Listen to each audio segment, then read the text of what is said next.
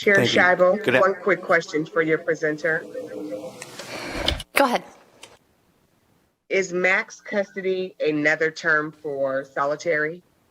No, ma'am. It is max custody. It's Ely State Prison. It's the highest custody level.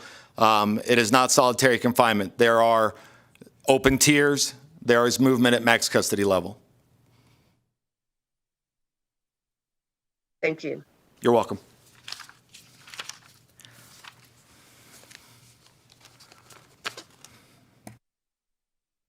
Good afternoon, Madam Chair and committee members. For the record, my name is Bill Coinga, Deputy Director of Industrial Programs.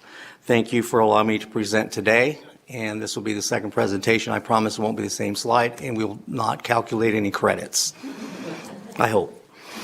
Although Prison Industries doesn't fall under the reentry umbrella, it is an effective reentry program within the Nevada Department of Corrections. We partner with reentry to schedule programming when offenders are off of work, so they can take advantage of all opportunities available to them. We collaborate on preparing offenders for release and obtaining meaningful employment. NRS 209.461.2, every program for the employment of offenders established by the director must, A, employ the maximum number of offenders possible, and we try to do that as much as we can. The mission statement of Prison Industries is to reduce government operating costs, provide offenders the skills and certifications necessary to successfully re-enter society, and enhance the safe operation of correctional facilities. Prison Industries, also known as Silver State Industries, is a self-supporting operation providing meaningful work, job training, and certifications for offenders. Training is offered through hands-on jobs, certifications, and community partnerships. Prison Industries is deeply committed to ensuring workplace safety with humane conditions while preparing offenders to re-enter society. Approximately 615 offenders work in Prison Industries programs and are routinely placed in quality professions upon release. Prison Industries has operations at Northern Nevada Correctional Center, Southern Desert Correctional Center, Lovelock Correctional Center, and High Desert State Prison. The shops mimic the structure of the outside world and include card sorting, hanger sorting, sewing collections, Nevada Organics, compost, BLM horse program, tag plant, print, furniture, metal, mattress, ranch, garment, and auto. Please join us in our efforts to create even more opportunities for offenders to gain marketable skills during incarceration. Certifications. In alignment with this legislature, Prison Industries' emphasis is on learning, gaining experience, and earning real-world certifications and marketable skills. Certifications in Prison Industries are available through American Welding Society, American Screen Printing Association, and OSHA training in partnership with the Nevada Safety Consultation and Training Section, which is known as SCATS. Partnerships. Western Nevada College. Great partnership, really strong, and it's an honor to work with them. In a long-standing relationship, the college provides many opportunities to offenders who work in Prison Industries. Welding classes are taught on-site in the metal shop along with a welding simulator that increases the number of offenders who can be trained while also reducing the cost. That cost was picked up by Western Nevada College. We have 2 on-site, and it is a great tool for these offenders to learn prior to going into really burning the wire itself. I'm also proud to announce that we had 11 offenders that graduated last month, and majority of them worked in Prison Industries. They have degrees, AA degrees in applied science. So I'm happy to say that it's a successful program, and I attended the graduation at Warm Springs Correctional Center and Northern Nevada Correctional Center. The Continuing Education Department of WNC recently acquired a simulator to provide CDL classes. Prison Industries is working with the college to develop a satellite program at Prison Industries Ranch at the Stewart Conservation Camp. Offenders would train with the college and once licensed drive trucks for our Prison Industries partners such as Full Circle Compost. And at this point they have over 30 trucks that come in and out of Northern Nevada Correctional Center out by Stewart Conservation Camp. So in working with Western Nevada College to try to get their commercial driver's license, we were looking to try to implement to get them their license and operate these trucks. And they would park them at the end of the day and stay the night at Stewart Conservation Camp. Once they complete their sentence, they will go out to the community. We will partner them up with trucking companies out there if they desire to go that route for that career. But I'm excited about that program and working hard on that program. Prison Industries is working with the college's workforce development department to identify employers in the area who are in need of skilled labor. Those employers will partner with Prison Industries to train offenders on the machinery, then employ those trained offenders upon release. Erickson Framing. We transport trustees up to daily from Stewart Conservation Camp to a company in Reno. They earn minimum wage while learning the trade. Many offenders have gained employment with the company upon release. Full Circle Compost. In a partnership with the company that operates on-site at Stewart Conservation Camp, offenders are employed and trained in all aspects of composting. It will expand to include commercial truck driving once the training is established. Also working with financial institutions, Bank of America, Greater Nevada Credit Union. I've been in touch, and Prison Industries is scheduling. They have their curriculum ready and representatives to come into Prison Industries. We will shut the operation down so that these offenders can get classes on financial literacy and financial planning, which is very important upon release. I'm also working with Join in Nevada. Prison Industries is developing a partnership with a job training organization to work with PI offenders while incarcerated so they can more easily be placed upon release. Join is committed to helping to find jobs and start careers, gain access to free career training, and help them get an education out there and gainful employment without debt. We're working with this company, and what we're looking at this point is for manufacturers on the outside of the community to bring their older equipment, or when they replace their new CNC or their old CNC machines, to bring them into our industries, to train these offenders to work on them and produce their product at a wage. And also, once they complete their sentence, they can transition right to this company out in the community where they have already been trained. And still working with Western Nevada College on bringing in some simulators, CNC simulators. That would be very, very beneficial for our offenders. Bureau of Land Management. We also have a contract with Bureau of Land Management. We have wild horses and burros gathered from federal lands that are housed and trained at our Silver State Industries ranch. The animals receive at least 120 days of training, and they're well cared for and fed. The facility can hold up to 2,000 horses, and we have adoptions that are held quarterly. And I invite committee members, legislators, to come out and see the adoption. We have it every quarter. It's a very successful program. These horses are adopted to great homes, and we get a lot of participants that come in from all over, from Utah, Idaho, Washington, California, even Arizona. In conclusion, I'd like to extend an invitation to all, Madam Chair, committee members, and legislators to take a tour of our facilities and see what our offenders are doing in our prison age program and in our offender population. Please reach out to me. I'd be happy to take you out for a tour. Any questions? I'm available to answer any questions at this time.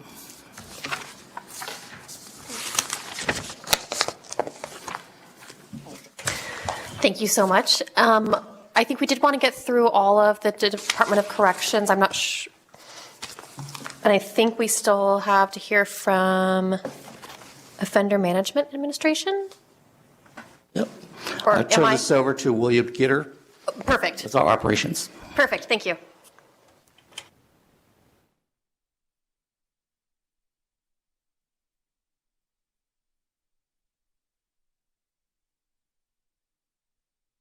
Good afternoon, Chair Scheibel, committee members. For the record, my name is Bill Gitter, spelled Gittere, Deputy Director of Operations for the Nevada Department of Corrections. I too promise that I will not be calculating any sentence structures. In the Department of Corrections today, 10,293 offenders live in 8 different major institutions and 10 smaller facilities spread across our state.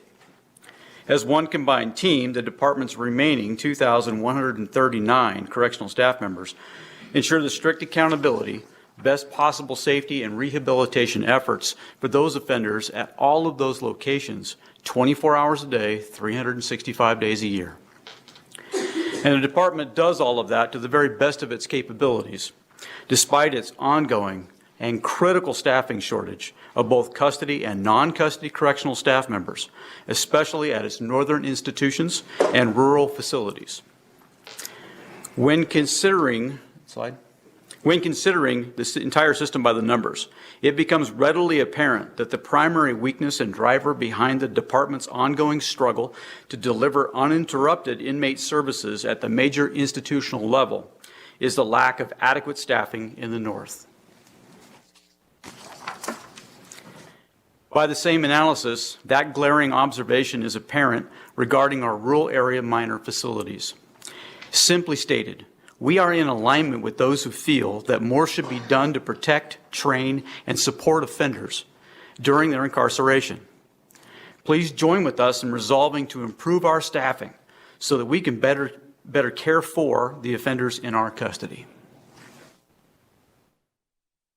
Although one assault or accident can be viewed as too many, the reality of correctional operations is that our laws and best correctional practices demand allowing offenders to humanely participate in out-of-cell activities, which also create opportunities for assaults and accidents to occur.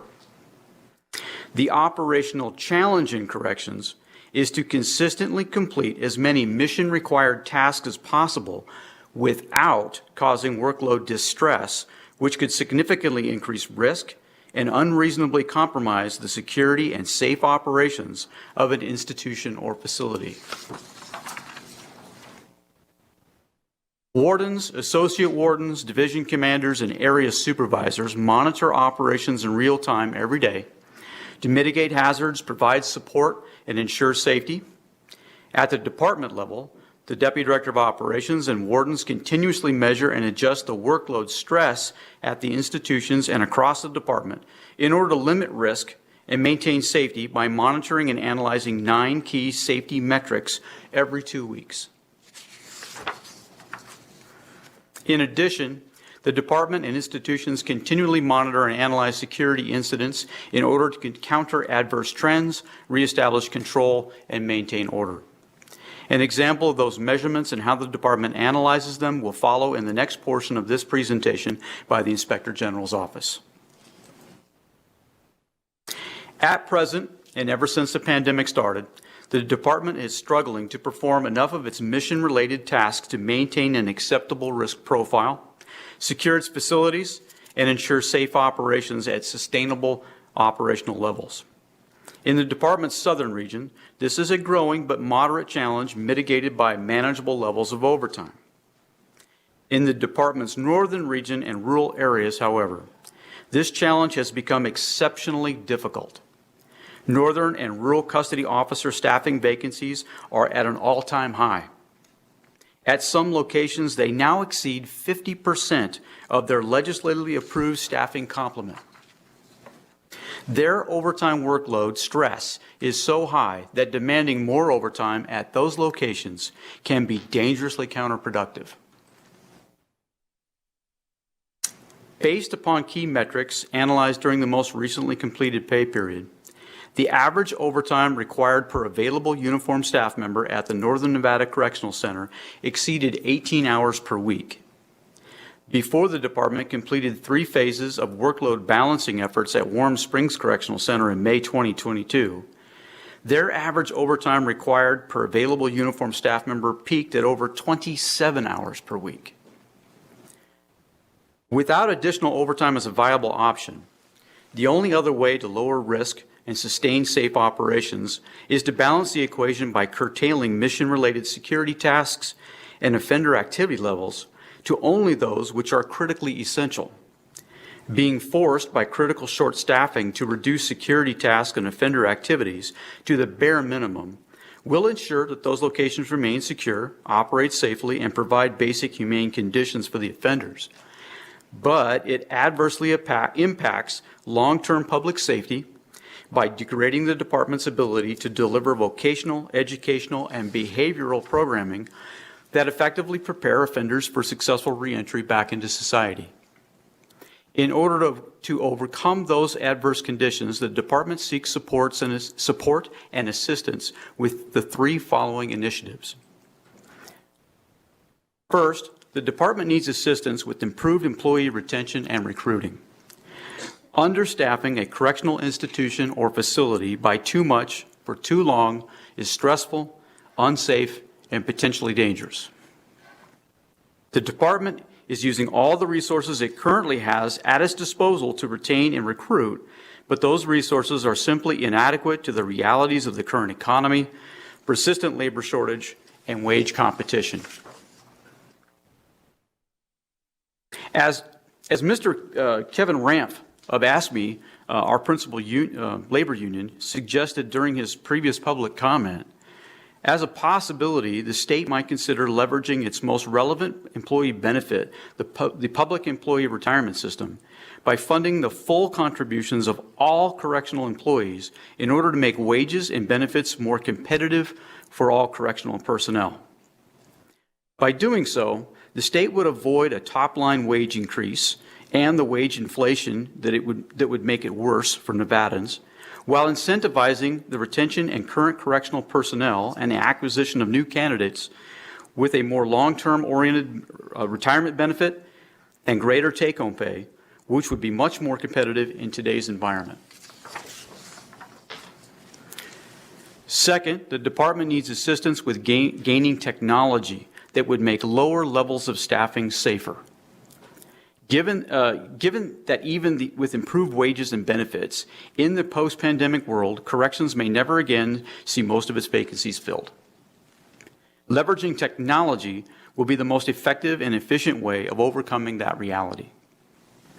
Imagine how many fewer staff members we would need and how much more efficiently we could operate if we spent the resources necessary to enable every staff member and offender with a secure wireless tablet that took place of the fixed in-person interface systems and pen and ink documents.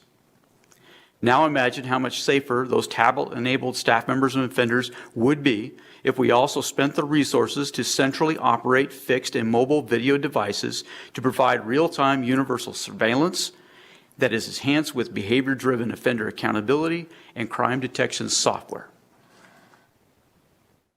Third, the department needs assistance with obtaining task-centric post charts that would improve efficiency, training, and safety.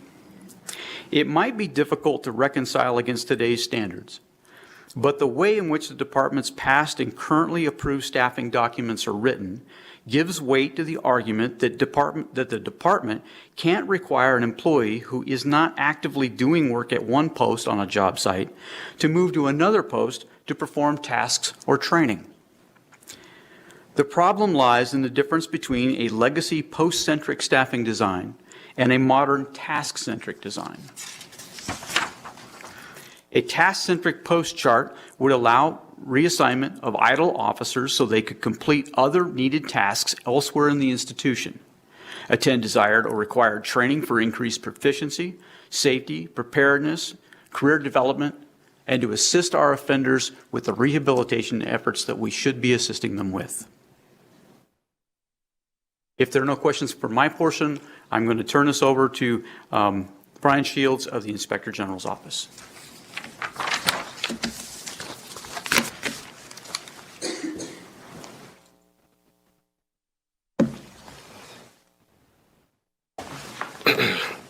Good afternoon, Chair.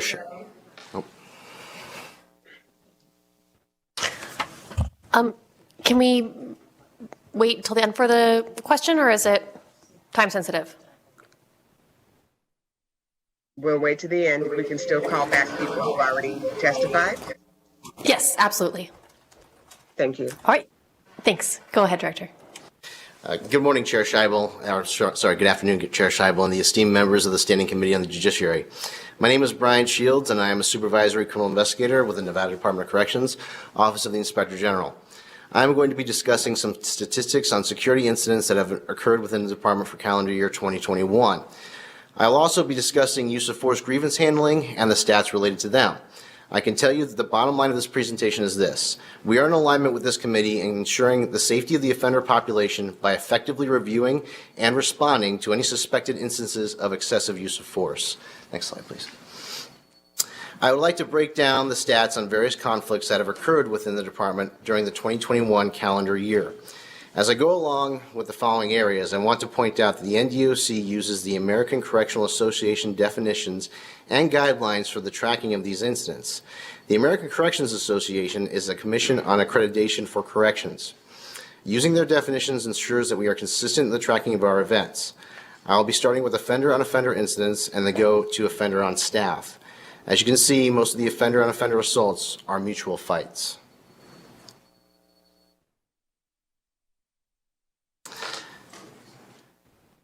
I would ask the committee to keep in mind that many injuries staff receive are incidental to enforcement actions. For example, an officer responds to a fight and slips and falls on the way, or an officer is unintentionally struck by an offender during the calamity of a large fight, meaning that although many staff seem to receive injuries from offender assaults, those numbers can be skewed by injuries that are incidental to responding to incidents like fights.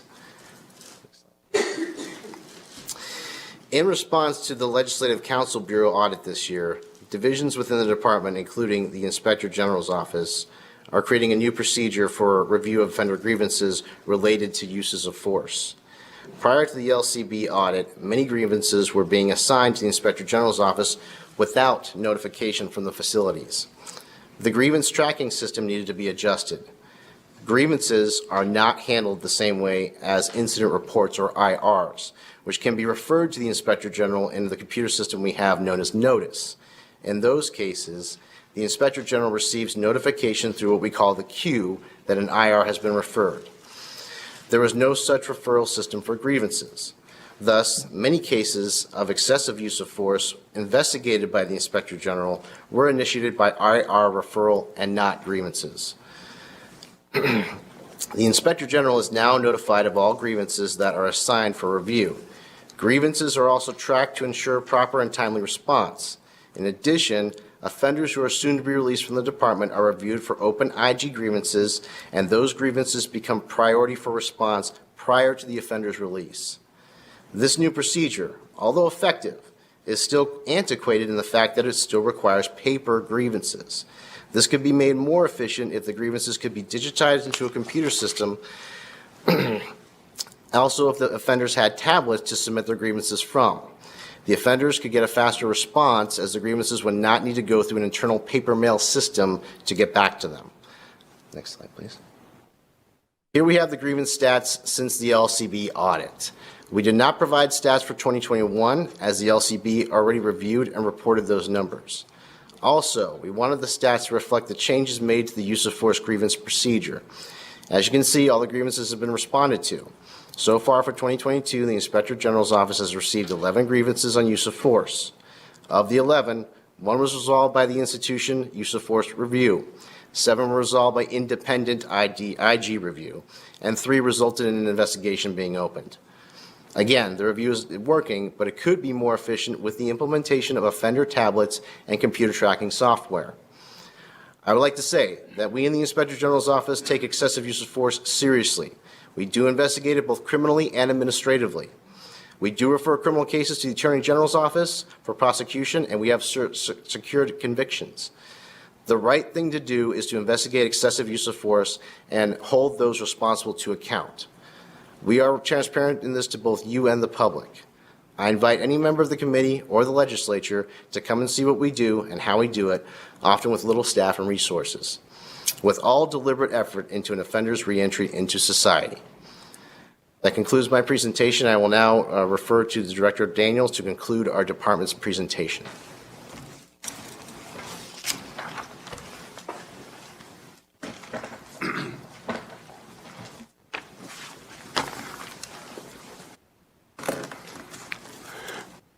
Hi, Senator Scheibel and committee. I am aware that there will be some questions, so we will certainly have some follow-up.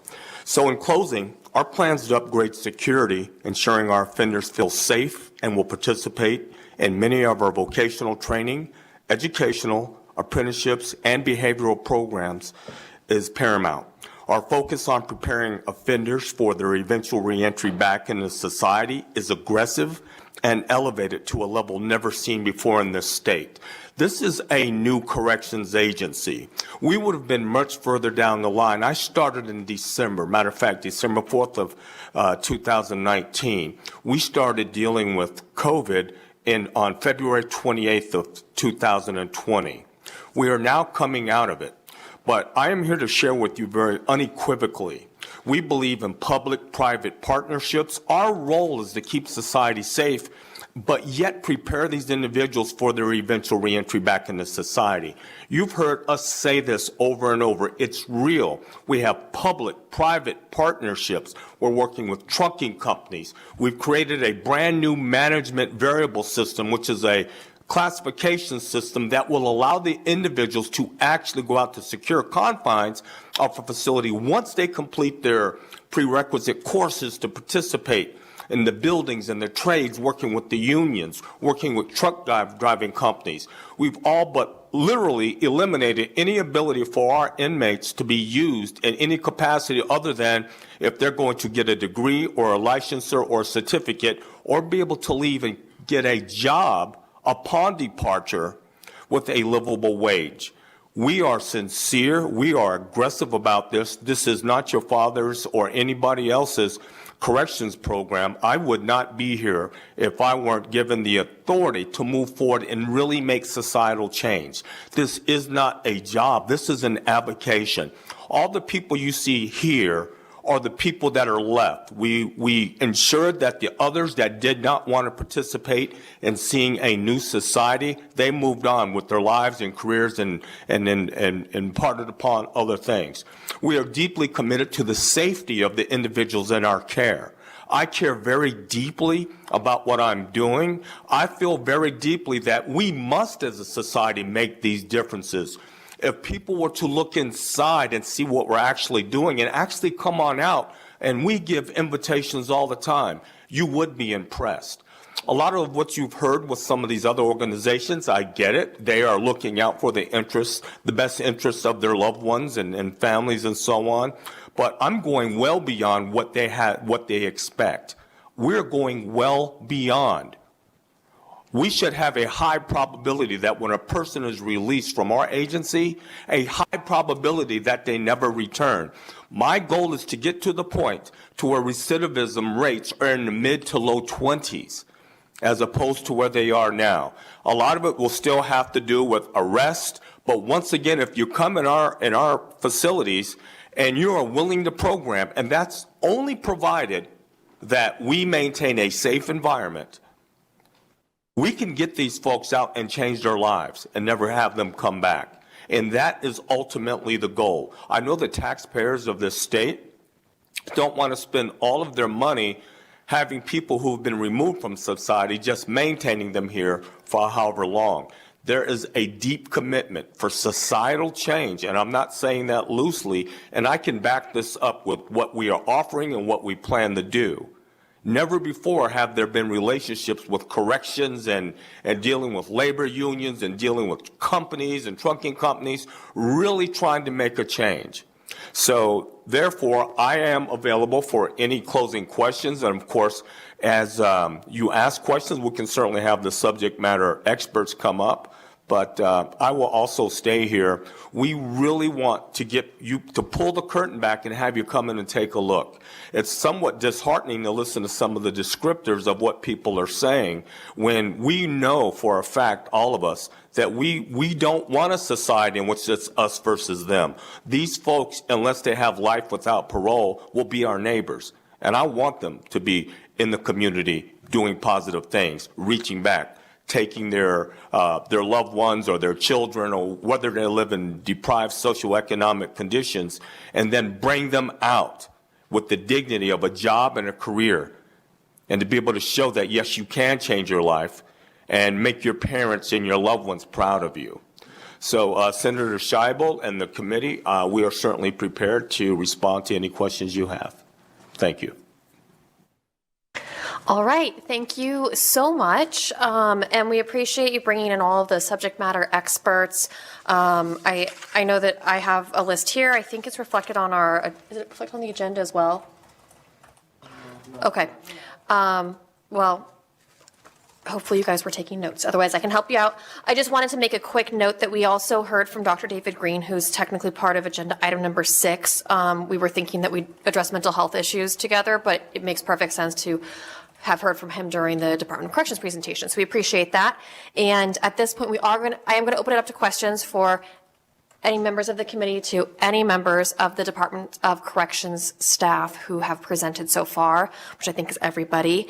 And I will start up here in Las Vegas. Who would like to go first? Senator Harris, go ahead. Thank you, Madam Chair. I have a crap ton of questions. So, Director Daniels, if it's okay with you, what I'll propose to do is just ask all the questions that I have, and then whatever NDOC is prepared to be able to answer today, fantastic. Anything you all cannot answer today, the committee would appreciate follow-up. Absolutely, Senator Harris. Okay. First question is, how many prisoners, let's say in 2021, have actually left with a job, out of prison, leaving with a job in hand? I would have to ask several folks to come up, and I don't know if we can give you a direct answer. That's okay. Let me just run through the whole list. Yes. And then Okay. y'all can game plan. Okay. Why do we project all time credits forward with the rosiest outcome? That way, I mean, prisoners are only seeing their projected date go in the wrong direction. Seems to me we might want to start with, here's if you had no good time credits when you'd get out, then prisoners can see their date tick in the right direction. But that's a question. Is the department prepared to start reporting use of force incidents to the Department of Public Safety pursuant to SB 212, where we're going to now have a statewide database? NDOC is supposed to be participating in that. Is there an appeal process for time credits? So if I get my report and I'm like, this looks wrong, I should have gotten all my good time credits for the last 2 months and I got 0. How does a prisoner appeal that? What does that look like? Next question. What's up with the 2 years and no hot water? Is that a real thing where prisoners did not have hot water for 2 years? Why did that happen? How do we make sure that doesn't happen again? I looked at another time credit question. I looked at one of the examples. They were on parole and were violated, so they went back. And then they were not able to get good time credits moving forward, it seemed like. And I want to just make sure that's correct, that parole and probation said you can't get good time credits for the next 2 years. And if they can do that, why? Is that a statutory thing? We might want to look at that. What are the institutional changes that NDOC is making per the audits that were done by LCB? And we'll probably talk a little bit more about that later. And I heard some small things, like an informal process that was put in. Why not a formal process? Why are there any formal big changes that are made in responses to both the concessions issue and the use of force audits? Okay, that's my list of questions. Take whichever you are prepared to answer now, whichever you are not. We just appreciate some follow-up. And if you need me to repeat, I got it right here on my Post-it.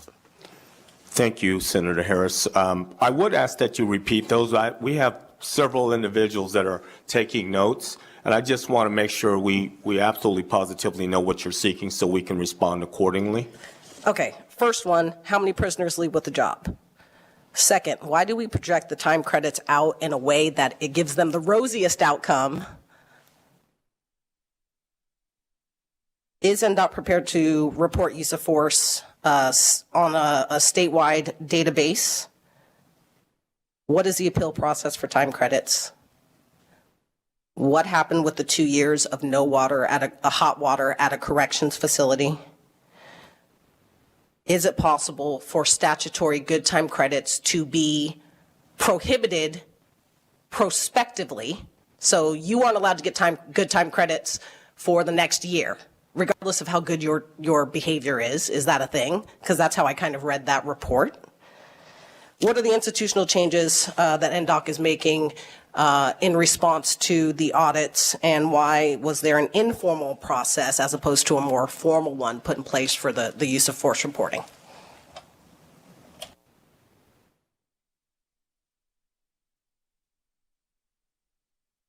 Thank you very much, Senator Harris. Senator Scheibel, may I have just 1 second to confer? There may be a few of these issues we can address right now, but I want to make sure that we have actual data with us as opposed to just. Absolutely. Thank you Go very ahead. much.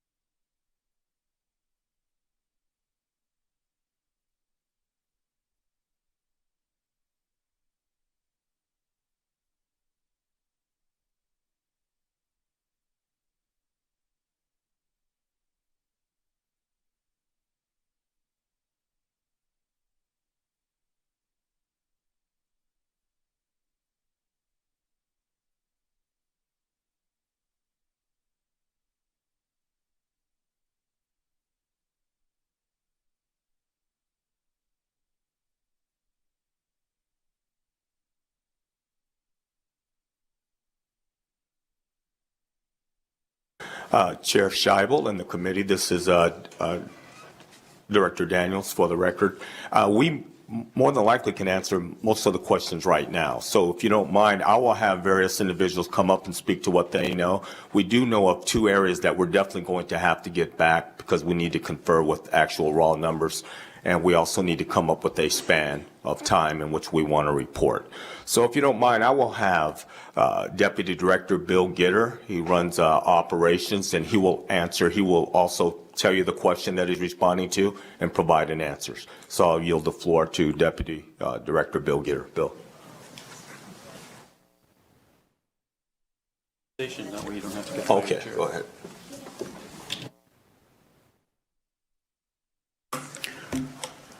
Good afternoon, Chair and committee members. For the record, my name is Bill Gitter. I'm the Deputy Director of Operations.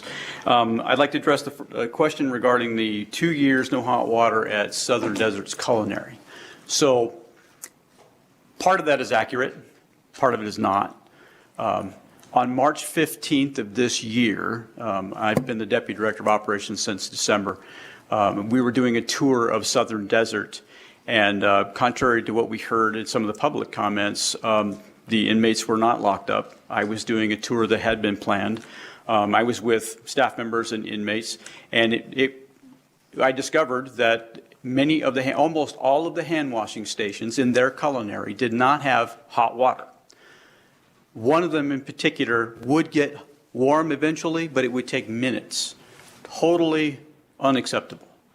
The reason is that when the new culinary was made about a decade ago, there was a plumbing malfunction that Public Works tried many times to fix, but never adequately got resolved. When I discovered it, I said, well, you know what, this has to be fixed. I'm a former medic in the military, and that was just unacceptable. So between myself and the warden, we came up with a plan, and within just a couple of days, we resolved the issue by using some small 6-gallon water heaters that were plumbed into every one of those sinks so that we could get hot water to those sinks, quickly, just like you would for at home. So why did it go on so long? Well, people weren't paying attention and doing their jobs the way they should have been doing, and taking exception with an unserviceable condition. That's not happening in our watch now. As you heard in the public comments, I'm working with the other groups, the advocacy groups. They've got my cell phone number. When they call with a specific complaint, we look into it. It doesn't matter where it comes from. I want to solve problems. So that's the story behind it. Oh, the other part of that complaint was that there's no hot water to wash dishes. Well, that's by design. We use a cold water washing system with a chemical sanitizer to save energy. And so that's the way that's designed to work, in that part of it. Is the cold water system effective? Because it wasn't just that there was no hot water to clean them, it's that the trays also resulted in not being cleaned. So we won't get into it too much because I've asked like 7 questions, and we can go back and forth and chat about this later. I hope that whatever the cause was, not the plumbing part, but the lack in communication or the ability for it to persist for so long has been fixed. Whatever that issue is. Anyway, I would hope that that's been addressed, because my guess is that there are probably similar things going on in other facilities that we may not be aware of for whatever reason it was that we weren't aware of the hot water. So, but okay, thank you. Appreciate that response. We can move on to the next issue. Thank you, ma'am. Regarding the changes that we've made since the audit regarding use of force, there have been many. The use of force review process in Administrative Regulation 405, use of force, 405.12 and 13, is a formal process for reviewing all uses of force that happen anywhere in our system. There are 2 levels to that process. One is the incident review, and the other is the serious incident review.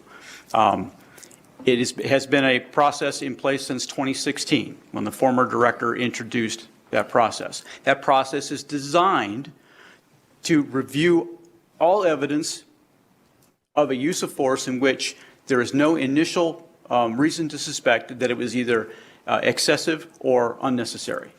If at any time we believe a use of force is excessive or unnecessary, it is automatically, per that policy, off-ramp to the Inspector General's office for an independent review. That formal process still exists today. The part that we weren't doing adequately is tracking those use of force reviews in a timely manner. We have, for example, you have 20 days per that policy to finish a use of force review that happens at the institution that you do not suspect is either unnecessary or excessive. Those reviews, especially during the pandemic period, were taking months to complete. Once they did the review, I had become the Deputy Director of Operations. That part of the process I took on to ensure, using a calendared system, so that I know when the use of force happens and when its 20-day due date is, and we now track every one of them and then measure our outcomes. And in the response that we gave to the LCB, you can read that for yourself, but we've reduced that time down to the average of 17 days per incident review, for that type of review. So now we're in the ballpark of getting them right every time. There are a couple that were done in just a couple of days and a couple that were done over the 20-day limit, but we're down to doing them adequately, doing them right, and within 17 days of the incidents happening. So that's been formalized, or that I've been doing that individually by hand with a calendared system in cooperation with the people who've been submitting all the institutions. Now I'm working with our working with our IT department to develop that into a process so that it's done directly in notice, so we can then print out the reports, and if I should happen to disappear, anybody can pick up after me and make sure that those reports are done in a timely manner for all time.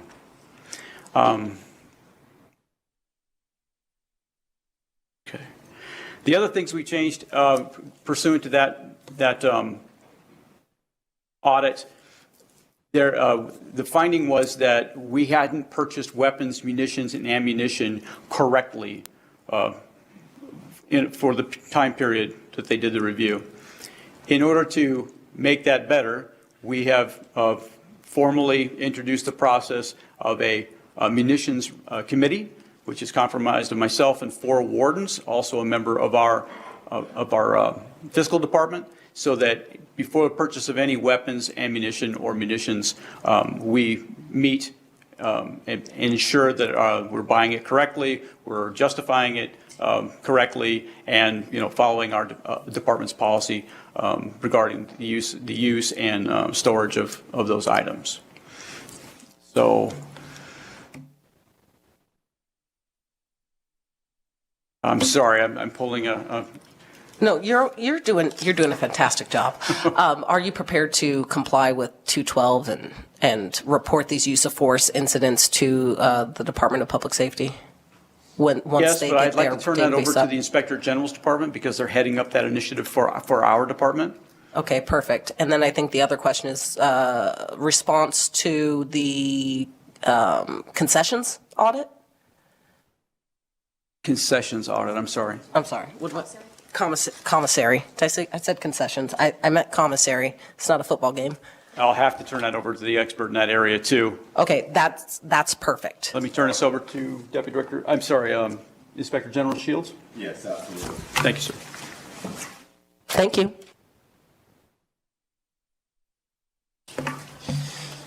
Good afternoon, Brian Shields for the record.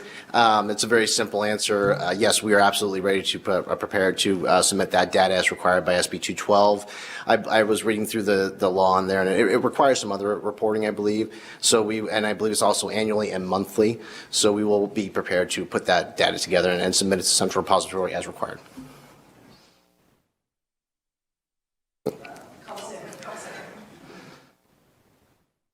Can you speak to the commissary?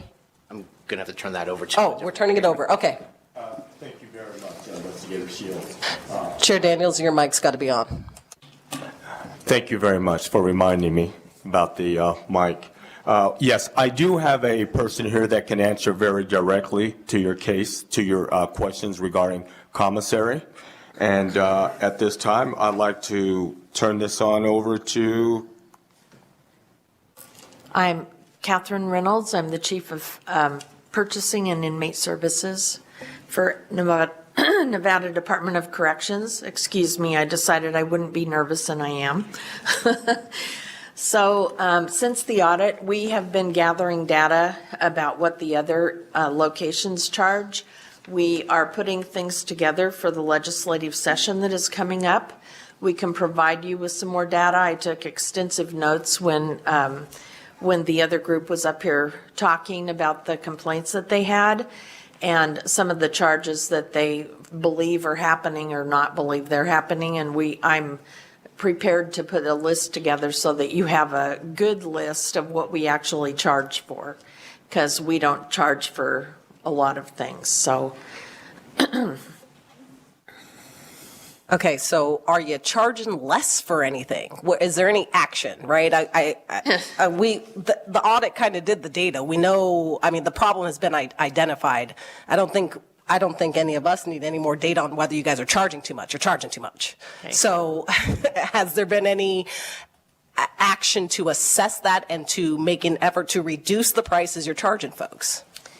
So one of the things that we're up against right now, and it truly is due to the pandemic, is supply chain issues.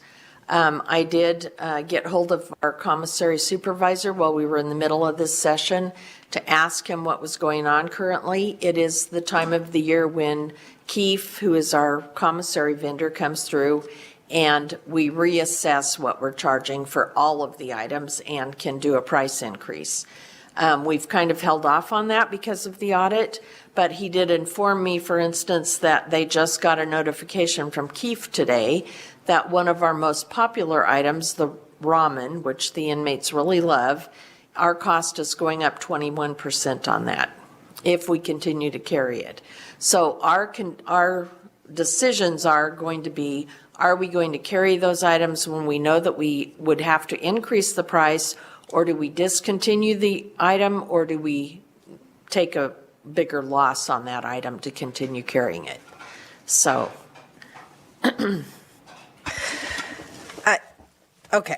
So Director Daniels, can I What information could be presented to you all that would lead to the decision that we need to take a bigger loss, as opposed to not offering ramen anymore? Or, right, I understand the costs are high, but, you know, from what I've heard and what I've seen, it's not that it's just high across the country. We're higher than everyone else. So I haven't heard yet that you guys are willing to lower these prices for prisoners. What information do you need to make that choice? Well, Senator Harris, I can commit right now. We can reduce those costs as long as we can pay for the items that we sell, and as long as we can fund the program. I have no issue with lowering the price. I'm not seeking to gouge or make a huge profit. We just want to be able to pay for the program and address the incidentals. So what I can share with you right now, I have no issue going back. And if there would be a shortfall, I would ask that the full assembly and the legislature itself understand that we may have to come asking for a few dollars. Whoa. But in full disclosure, I have zero issue with reducing the price. I just have to ensure that we can fund the program and that we're still able to pay for our staff and pay for all the other incidentals, of which I don't know all the particulars, but I will tell you what, I'm not sticking to a particular number, quite frankly, in terms of percentage. I want this to be as fair as possible. The fewer issues we have with the offender population, the better things work anyway. So I will personally involve myself in understanding it a little bit more, and where we can make cuts, we will. And if we can't, I don't have any issue with communicating directly with the commission, with this committee, and letting you know what's going on and why. This is not a secretive process, and if it has been prior to my arrival, understanding we've been in COVID pretty much all but 2 months since I started, I don't have any issue with it. I'm not trying to hang on to that program to the extent to where we're making significant profit. I just want to be able to fund it and us to be able to do and be flexible enough to deal with inflation and the cost of goods. I just want to ask a clarifying question, because you said that you're fine with reducing the price as long as we can still cover the cost of the program. And so when you say the program, are you referring just to the commissary program, or are you utilizing the profits from the commissary to pay for other programming? Okay, so I'm talking about the actual cost to fund the program, the staff that work there, the people that have to purchase and buy, the folks that deal with contracts. That's what I'm talking about. But I'm not 100% aware of the residual cost, which is why I didn't give you a specific. I'd like to be able to give you a definitive answer without coming back saying, hey, I forgot to mention something. So if you give me a little time, I can work with my team, and we can just give you a very straightforward response. Thank you. And the reason that I'm asking is that I want some clarity for the committee on whether, you know, when we budget as a legislative body and we, you know, make allocations from the general fund to cover the costs of salaries for employees of the Department of Corrections, are we expecting a certain amount of money to come in through the commissary program to cover salaries and these contracts? And, you know, you mentioned the price of buying, you know, actually buying the goods that are sold at the commissary, or are we depending on the commissary being a profitable business in order to run other programs or other aspects of the Department of Corrections? I'm not sure if you can answer that right now, but maybe you can. I could answer part of that, but I would prefer to give you a thorough answer, if you don't mind. That'd be great. I would rather go do an analysis and actually send that to you so you can see exactly what we're charging, how much revenue's coming in, what the costs are currently, and projected costs, because we have some contracts that are coming up for renewal that are out for RFP right now, and those costs are expected to increase. So I understand. Okay. All right. Yes, Chair. Were there more? Or Senator Harris, was there any? Did we get through all of your questions, Senator? Nope, we've got the time credit questions now. Yes. All right. If you don't mind, as I believe Chief Widmar up in offender management, he's the offender management administrator. He's the one that gave that great course on time credits. I would like for him to take over and explain the parole violation good time credits, as well as the type of appeal process we have. Chief Widmar?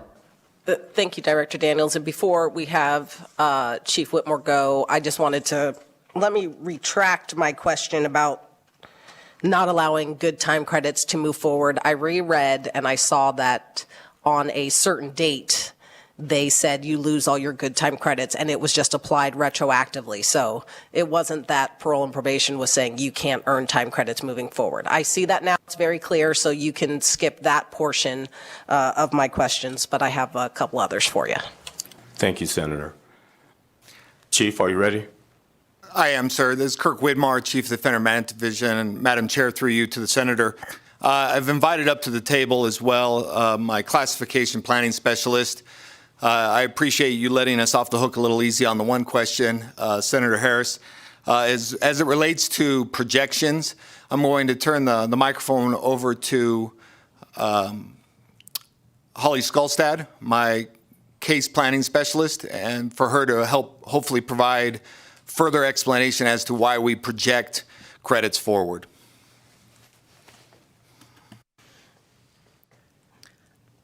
My name is Holly Skolstad, for the record. I, too, didn't realize I would be nervous. In order to project the parole eligibility date, we project the time forward. It is the only way that we can, with our current system, provide an accurate parole eligibility date so that they are seen within statute, so that they have that eligibility on time.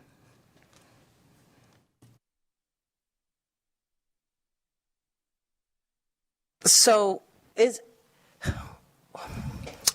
would it not be possible to, on the back end, yes, track them projected forward so that you can notify parole in enough time, but not show the prisoner a date that will inevitably be stretched out? Let's say if just for 1 month they don't earn all of their good time credits.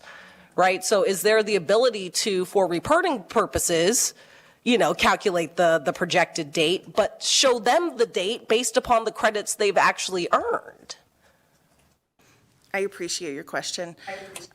To better explain, what I would like to say is I think that this has opened up a conversation that we are having, and we acknowledge that credit structure, sentence structure is complicated, and that by providing a projected date, it also makes it the water's muddied. That's what our goal is, to better communicate that information to families, to offenders, and to our staff so that everyone understands, as well as the community. I appreciate that. Thank you. And I hope we'll continue to have this conversation. But, I'm not a social scientist, but just from my own kind of mental exercise, if I was in prison and I only saw that date moving further and further away, right? That would do something to my psyche versus I know this is my date, but oh wait, I earned time credits and now my date has moved closer. Oh wait, I earned some more credits and now my date has moved closer, as opposed to, oh man, I didn't get any credits last month and now my date has been kicked forward, right? I mean, I just think just inspirational wise, I mean, it might be better to show them this is your date if you didn't earn any more good time credits today. Right? And then they can see that date get closer and closer as they earn credits. But that's just one suggestion. And if we need statutory change, or if we just need to have discussions about like what the report looks like, right? Maybe we don't even need a statutory change. We should have that conversation, and I look forward to continuing it. So thank you. Hi, Senator Harris. This is Director Daniels again, if I may. This is my fourth system in corrections in my 35th year. And when you look at the other systems, and I spent 28 years in the federal system, their sentence computations are fairly similar, but what they provide you with is your full term date. Worst case scenario date, this is when you're going to get it. If you lose all of your time, then they go back and they give you your parole eligibility date, which is called their 1/3 date. Then they provide your 2/3 date. That's when, based on federal sentencing, you're going to have to at least do that piece. Then you can get out and you're on your way, but you can appear before the parole board or prior to that. It may be simpler just to write it and put dates that are applicable. Your full term date is your worst case scenario. Your eligibility, when you can go, your eligibility date is fine. You get to be eligible at this particular time. It would be the 2/3 date. But to be able to appear before any of the various boards, parole, probation, whatever it may be, all of that's listed. And because it is complicated, it's literally earned day per day in most of the other systems, just like here. But so the offenders just want to, worst case scenario, I'm just a goofball, but I don't commit another crime. This is the worst case scenario. All right. But if I play my cards right, my statutory release date will be here. And they know it will fall somewhere in between there. And most of them, I think, just they communicate, they talk. They're familiar with that. But the day for day thing is hard because there's so many different types of credit that they can earn. It is complicated. So maybe I wouldn't mind working with my team and see if we can come up with recommendations so that it won't be so complicated. And you're right, it may just be a situation where if we have a program that can produce a date that says your full term and then your earliest release date, and depending on how you pay attention to detail, you're good to go. But in this, once again, my fourth system, they're all relatively the same. And I think it's a workable situation. All right, thank you. I think we still got the appeal process left, if there is one. And then that's my last question on time credits, and then we just have the one question on how many prisoners leave with jobs. Okay, thank you very much, Senator. One less time credit question, though. Oh, I'm sorry. What's the appeal process? Chief Widmar, OMD, for the record. Senator, could you clarify your question, please? Yeah, so let's say I get my report printed out for me. I haven't seen it in a while, and I realize I didn't get any good time credit for the last 2 months. But I know I was on my best behavior. How does someone appeal your calculation of their credits? If they don't have good time and they think they should have it, or if they didn't get credit for a program that they completed, how does someone go about appealing your calculation of their time, or is there an appeal process at all? Kirk Widmar, for the record. Senator, thank you for your question and your clarification.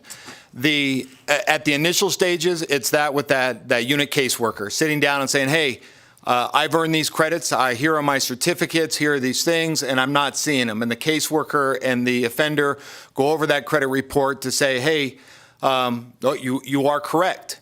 And then it's a simple notification to our division through that caseworker, and the credits are applied. If there is a challenge or a question related to, the offender can contact the Offender Management Division directly.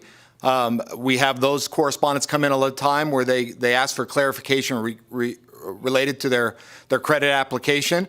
And we will research at our level outside the institutions at the central office to see if the concern of the offender is of credible, or if they're just mistaken and need further explanation.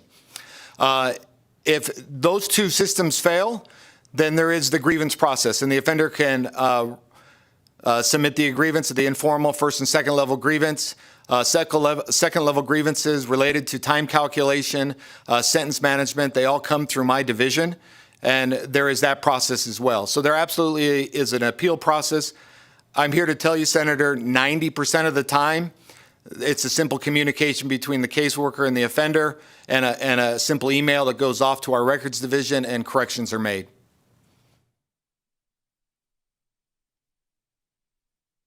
Okay. Good to know. Director Daniels, I'll just ask, I believe I heard from one of your staff members, it'd be nice if that grievance process was made electronic.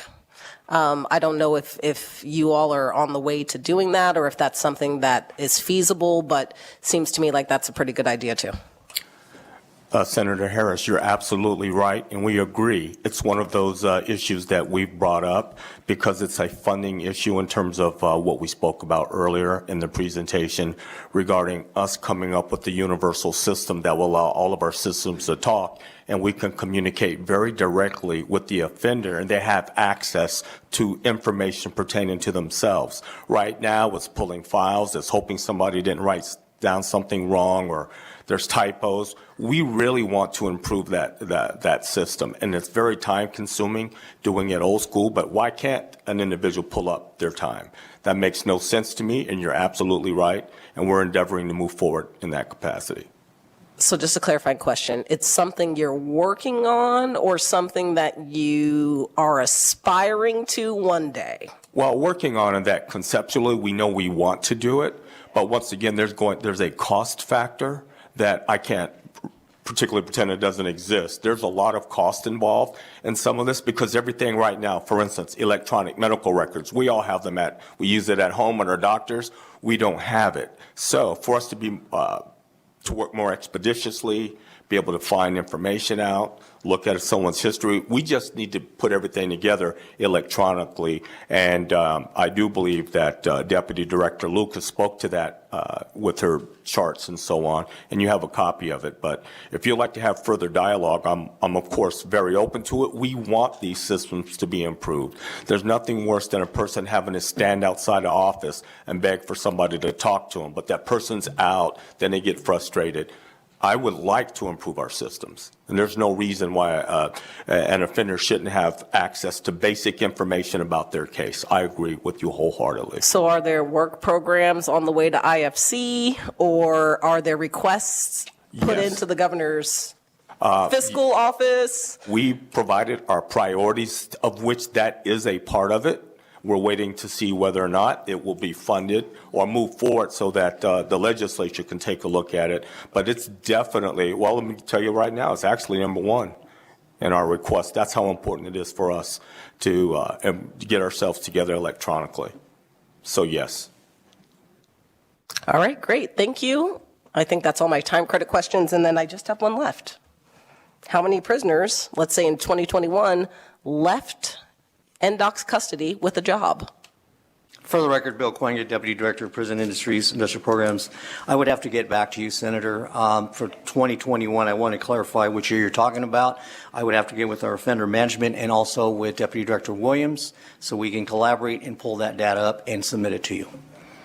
Yeah, I just wanted any full year's worth of data. I picked 2021 because it's the most recent, but if you want to give me the last 5 years or an average or whatever, that'd be great. I'm just hoping the number's larger than zero, so. Oh, it's definitely larger than zero. Yeah. Oh, yes. Thank you. And if I may, we're deeply committed to our offenders leaving with a job. I want to get to the day in which they don't leave and go to see their PO. They leave and go to their job and their housing that's right near there. And we have a public-private partnership. And by the way, we're working towards that goal substantially. This isn't just conceptually. We believe in that. The dignity of a job and a livable wage. You can't beat that. And so we want that for these persons. But I will tell you what, we're working vigorously towards it. And if anyone wants to ever communicate with me directly regarding programs or things they think may work, I always have an open door. I'll come and see you on your turf anytime, anywhere, because it's about the betterment of our society and the state of Nevada. And I'm 100% all in. And my staff that are here, the ones that are remaining standing, they're all in as well. So thank you. Thank you. And I think Assemblymember Marzola had a question or two. Go ahead. Senator Harris asked one of my questions, so I just have one, and it has to do with medical copay debt. So I don't know who would answer that question. I do have Dr. Manev here, and he has his team. I want to see if he's prepared to answer that now or if he needs to get back. Dr. Manev?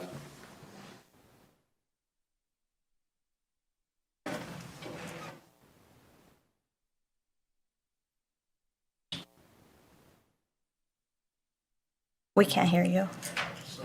Sorry. Michael Minev, Medical Director for NDOC.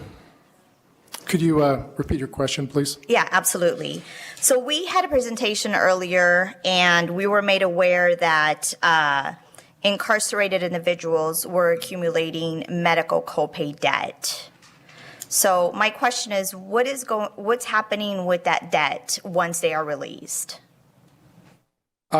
I am not aware of what happens with the debt that's accumulated. We do have a medical administrator, Russ Alfano, that might be able to speak to that, and I would be happy to try to gather that information for you. I do know some generalities about the cost of the copays, depending on the medical conditions that are treated for the offenders, that I could answer for you. But in regards to actually your question about accumulated copay debts, I would have to look into that and get back to you. So my specific question is, once you're released, are these debts following the individuals? Are they being sent to collections? Are they leaving prison with debt already? I'm not sure of the answer to that question. Okay. If you can find that out and give us the committee information if you don't have it today, please. Sure. Hi, this is Director Daniels again. We actually have Russ Alfano. He's medical administrator, and he is familiar with that data. Oh, and great. he's up in Carson City right now, so if you don't mind, I'll have him approach. Please, thank you. Thank you, Director and Chair Shaby. This is Russ Alfano for the record, Medical Administrator for the Department of Corrections. The medical debt we do not deal with in the medical department itself. We do not have the ability, nor do we want it, to determine between indigent, non-indigent. We merely pass on the charges as we represent them to the inmate banking system, and that would be where you will need to get the data from, if that helps. It does. Is anyone here? I see you shaking your head no. Okay, so if you can get me that information, and maybe we can even talk after.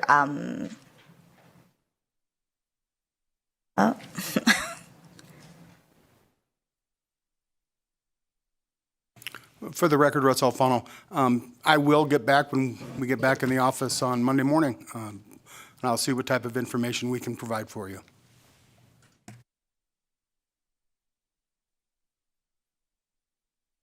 This is Michael Minev, Medical Director for the record. I just wanted to clarify, there were some comments made earlier in regards to copays that were charged during the pandemic. Just to clarify, there are no copays charged to offenders for chronic care conditions. So chronic medical care conditions such as hypertension, diabetes, COPD, et cetera.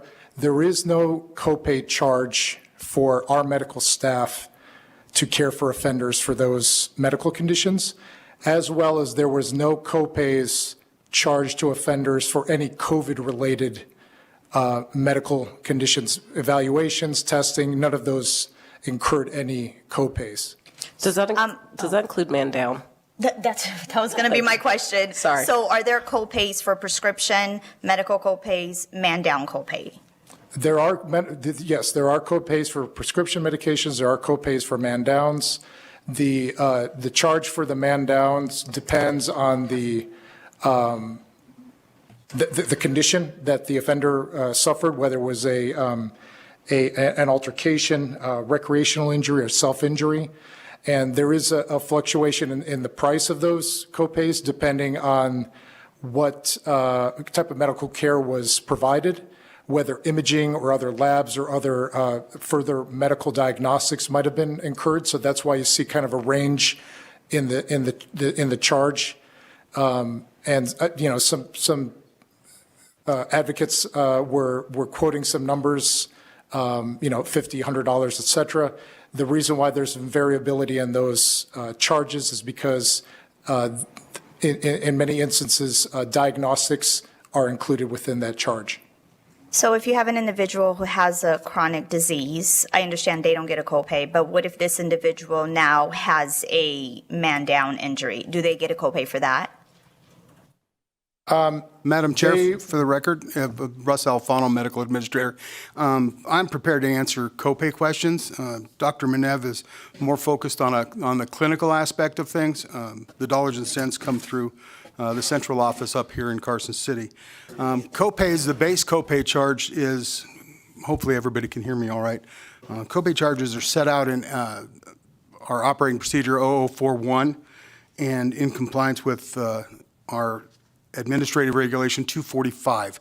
$8 is our standard copay for non-chronic care. There are outlined in 0041, which I can gladly provide to this body. It states those things that are exempt from copays, such as intake physicals, periodic physicals, a pair of eyeglasses every 2 years, full set of dentals and partial plates for mastication, pill call, prenatal care, routine chart, lab x-rays and routine medical records, chronic care, prophylactic treatment for tuberculosis, body louse treatments, psychiatric, etc. There's a really comprehensive and concise list. Like I said, I can provide this to this body if that is their wish. Our base rate for copays is $8. There is no copay for them to get a prescription. It's done during pill call, which is not charged to copay. The man-down copays, if it needs to be responded to by a nurse or a licensed medical professional, that charge is $25. If it is a man-down for the doctor, if it requires a doctor's care, that is $50. In some parts and parcels, we try to mirror community standards of seeing a specialist, for example, or such. Primarily, that $8 is the only copay that I can think of as a standard rate, where they were coming up, I believe some previous testimony you heard this morning, up to $150 man down for a sports-related injury. That is done under what we call AB 389, back in the day, Assembly Bill 349, which is now in statute 209-246, subsection 1, primarily B and C. Those are charges that are charged to the inmate as a result of injury to sports-related, and it's not $150. It's whatever the actual cost is that the department pays, and we negotiate best rates through using preferred provider organizations, and so that we get a discounted rate similar or below Medicaid rates often, and the inmate is responsible if it's sports-related or if it's inmate-on-inmate altercations or self-inflicted, as long as their mental health status is, the criteria is met there. If they are in sound mind and capable, mental health ones, we don't charge them for it. So this is my concern. My concern is that individuals are being released from prison. They're being released with debt. So I want to confirm, is that happening? Do we have inmates leaving with debt and then being sent to collections? Because I feel if that is happening, we are not setting individuals up for success. For the record, Russ Alfano, Medical Administrator. That's the information I'm trying to find out. Yes, ma'am. As I stated initially, that is a question for the inmate banking system personnel, and I don't know if they are present or not, but I will get with them on Monday and we will get you some type of answer as expeditiously as we can. I would really appreciate that. Thank you. All right. Go ahead, Director Daniels. Thank you, Chair Scheibel. I'm not necessarily sure if you're ready to close this out, but I'd like to just say a brief word or two. Oh, we still have questions from yes. up north and our friends online. So it looks like Assemblywoman Summers Armstrong has a question. You can go ahead. Thank you, Chair Scheibel. My question is to the gentleman that was just speaking up north regarding the copays. And I'd like to address this to him if that is okay. So is the inmate banking system, is that a function of INDOC, or is that a function that is outsourced to a private entity who would then collect that debt and then give a portion of that back to INDOC for their services? Thank you for the question, Madam Chair, through you. That is, inmate banking system is a Nevada Department of Corrections division. It's not outsourced and we don't get a cut back from it. It's the system just down the hall from my office, actually. They keep track of inmate accounts and are the keepers of inmate funds. So if I may follow up, Chair Scheibel, I'm sure that everybody in NDOC knew that there was going to be this hearing today. So someone should be available by phone, text, to be able to answer the question. Are inmates leaving your custody with debt? That's the question. Someone should be able to send you a text and give you an answer, yes or no. And I don't think that we should have to wait for something in writing that is not reflected, because the public is watching and listening right now. So they deserve to have an answer. So while you're getting that information, I have a couple of questions, and they're pretty simple.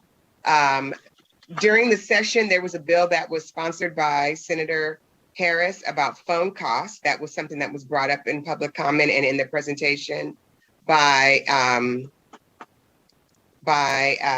Return Strong. And I'd like to know, one, have those phone costs been reduced and regulated as was required by, I think it was SB 387. I have three other questions that were mentioned by another person. Someone mentioned that you might be able to have better retention if you fully funded PERS.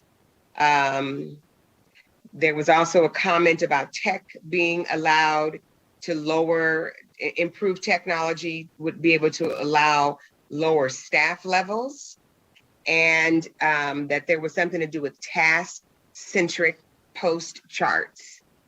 And so since you all mentioned these things to us, I would like to know, what are the costs associated with these requests, and how much money are you talking about that you need in able to institute these issues that you believe will improve your performance?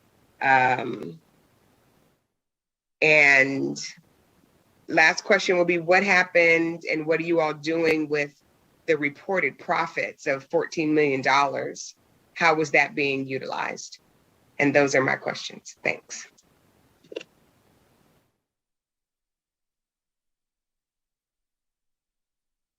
Hi, this is Director Daniels for the record. You asked several questions, and we will answer what we can at the moment. Unfortunately, 4 of the folks that were here are on their way to the airport. We ran a little long, and they had return flights, and we're trying to communicate with them via text message, and hopefully we can get a hold of them and they can respond. Right now, I also have Deputy Director William Gitter. Deputy Director Gitter, if you could come on up and we can tag team a couple of these questions.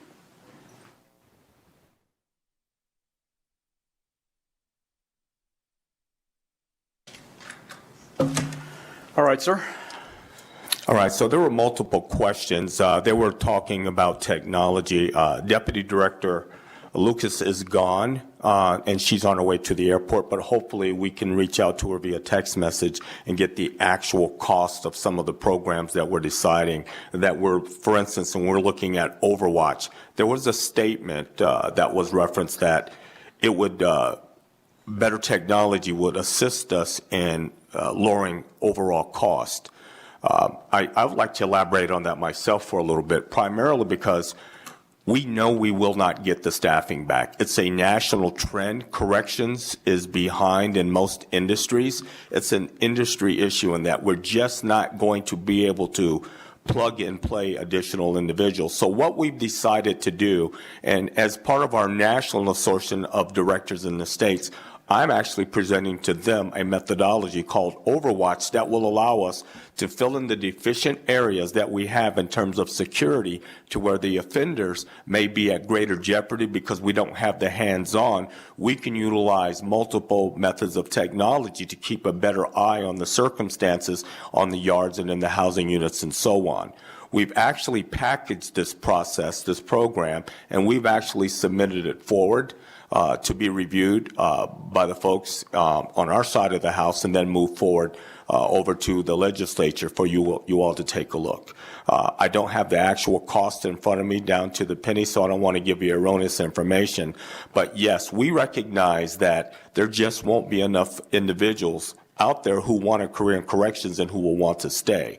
We know that, number one, we're not competitive pay-wise. Number two, as it relates to the piece on PERS, I will let Deputy Director Gitter explain that. We just had this conversation a couple of days ago, but he did the research, so if you'd like to address that. I will. Thank you, Director. For the record, Bill Gitter, Deputy Director of Operations. So first I'd like to describe how the technology will save money. Imagine that in a housing unit, you've got 48 cells housing 96 inmates that could be out and about on tier time and going to rec yard together and going to programming together. There's 5 officers authorized to be present on a shift to ensure the safety and security and the efficiency of that unit. But instead of 5 officers, I only have 2. And I'm not making this up. That exists at our northern facilities, where we can only afford 2 officers in a unit that really should be staffed by 5. In order to keep it safe, we then decrease the number of inmates in a particular group that's out of their cells, and we decrease the time that they're out to tamp down the incidence of offenses in custody. If we have Overwatch technology so that someone is dedicated to watching the backs of those officers as they're performing their duties, then we can mitigate that risk and allow more inmates out for longer periods of time, because those officers know there's somebody watching their back and able to respond if we see any threats. So it's not about restricting the inmates because we want to restrict the inmates. It's about mitigating the risk in the workplace in which we all live and work, both the inmates and staff. I've operated this Overwatch technology overseas, and I've seen this Overwatch technology at the Glendale Police Department in real time, because we went there and we looked at it to see if we could make it work in our environment, and we can. By doing that, we make the officers that we do have on our staff safer. Therefore, I can provide more programming time and services to the inmates that we're supposed to be taking care of. And that's how it saves money. We can actually do things with fewer staff safer so that we can do our jobs the way we should be doing it. Thank you, sir. Chair Scheibel, if I could just add a follow-up question. So you went to Glendale and you saw this in real time. Mm-hmm. You've talked a lot about this. So you have to know, what did Glendale spend? If you don't know what it would cost us, what did Glendale spend for this software? Thank you for your question. Actually, Glendale started small by trying out the system on a small scale, and they cut it out of their own budget and used grants. And then over time, they explained that they then proved the concept and grew the budget and obtained other funds in cooperation with public-private partnerships. What I mean is, they explained that we're talking about outside a correctional setting, but the same concept. They explained that they went to stakeholders in the community, 7-Eleven, and 7-Eleven then contributed funds and camera views to their system, and they grew the system in that way. I don't believe that the public-private partnership with other stakeholders would probably work in our setting inside the wire, because there simply really aren't any. But some of our facilities already have partially saturated fixed camera systems. Those institutions are safer than the institutions that do not have them. By integrating an Overwatch system, adding the fixed camera systems, adding the body camera systems, adding software that automatically tells us by the decibel levels that increase inside a housing unit, or by quick movements, or by gait analysis technology, that an individual might have a weapon on them at a particular time and pose a threat to another individual, and flagging those data points, risk factors in front of an operator in real time so that he can then push a button and talk to those officers that are manning that unit and directing response resources to that unit to quell that activity before it happens, that's priceless. And that has to happen. So to answer your question, they started small. They started with their own small funds and grants, and then built the system from the ground up. We need that system now. As I said before, in our northern institutions, we're more than... I'm really sorry to interrupt, but we're running very behind. I'm sorry. So I'm going to ask that we move on to the next question. Do you have any more questions, Assemblymember Summers Armstrong? My other ones have not been answered. And he still did not tell me what the cost of the Glendale, he didn't give me the number. He knows Ma'am, the number. I don't know that number. All right. But we can get an estimate, a budget estimate for that process to this committee. All right. Anything else, Assemblymember Summers Armstrong? I still don't have an answer to the phone cost, whether or not the requirements in SB 387 have been addressed. And if we can answer that one, I guess that's all we're going to get, if anything. Can you repeat the question about the phone cost, ma'am? There was a bill that was put forth by Senator Harris. She can probably speak to it much better than I because it was her bill. I just signed on to it, that prohibited excessive fees for phone calls. And one of the comments that was made in public comment and also by the folks representing Come Back Strong, I'm saying it wrong, was that it's extremely expensive for families to communicate by phone with their loved ones who are incarcerated. And so my question is, that was a mandate, this law, that you all deal with the cost of phone calls, not allowing them to be exorbitantly priced. And I want to know, has that been addressed? Have you lowered the cost and brought those costs in line with what is required in that law? Director Daniels, for once, I'm going to take you out of the hot seat instead of putting you in it, and help you out a little bit. As Assemblywoman Summers Armstrong, it is my understanding that NDOC was already under the maximum amount that was allowed pursuant to the bill that I passed last session. So NDOC's phone rates were not higher than what the FCC has capped phone rates at. So they would not have to make any changes pursuant to that bill.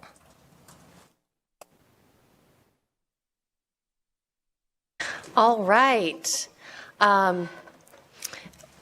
Assemblymember O'Neill, did you have a question or questions? Let's put it in the plural, Chair, if I may. Go ahead. And I'll try to go through them. I got to admit, I really enjoyed the way Senator Harris presented her list of questions, and I'm going to try to do the same thing. Where are my glasses? And thank you for the time. Some of them are a little minor, and they were brought up earlier.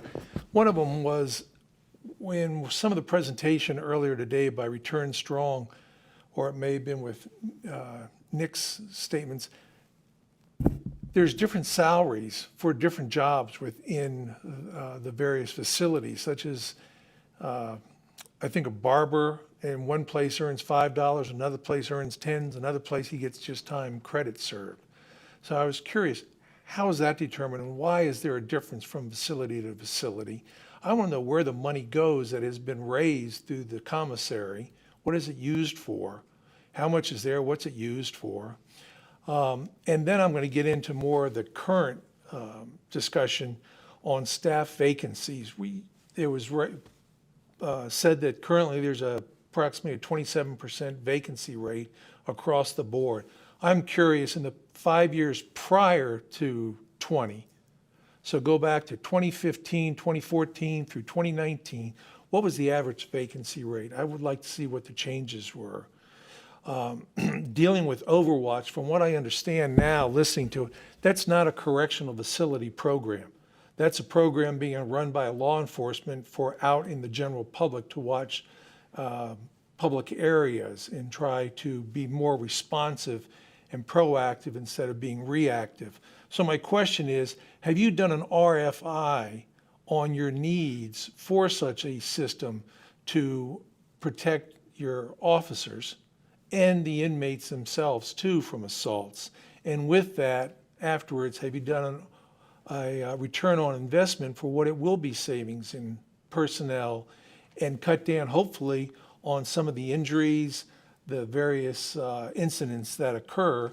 And last but not least, I would strongly recommend that you look at using the American Recovery Program look for that for funding for technology and go before interim finance and ask for that money to proceed with it now instead of waiting for a later program or come back under general funding.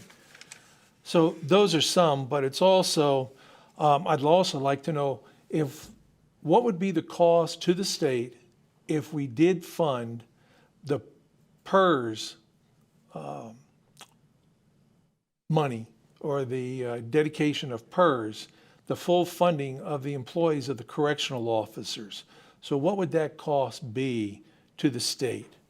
And then last but not least, on the use of force or offenders incidents, I'd like to know some of the definitions. And the one slide here, it says assaults with no serious injury, assaults with serious injuries, assault by throwing substance. There must be something in between serious injury and no serious and no injury. Why throwing substance has its own category. So what does qualify for a serious injury versus a non-serious injury versus non-injury would be very simple. But then it also goes to when the use of force report is made, it was my understanding that was just given earlier that the facility first reviews those and makes the determination if it's going to go forward to the Inspector General's office. And I want that clarified to me because also in the slide, it talks about 11 incidences in 2022. It says 11 were received, 11 were reviewed and resolved with a review, 7 were resolved with an IG review, and 13 resolved with an investigation. That doesn't tell me how it was resolved. Why was it resolved at a lower level? Why did the AG or the IG, go in and review it and then they resolved it? How was that resolved? And these investigations, are they still pending or what was the resolution to them? Just telling me that they're resolved just doesn't come clear to me. Then last but not least, I'm curious about what are the job opportunities for those inmates that the positions in Silver State are already filled. And so while they're in custody, what are their opportunities to get job skills and while they're sitting maybe for an opening at Silver State? And I think that should cover it for me. And thank you, Madam Chair, for the time.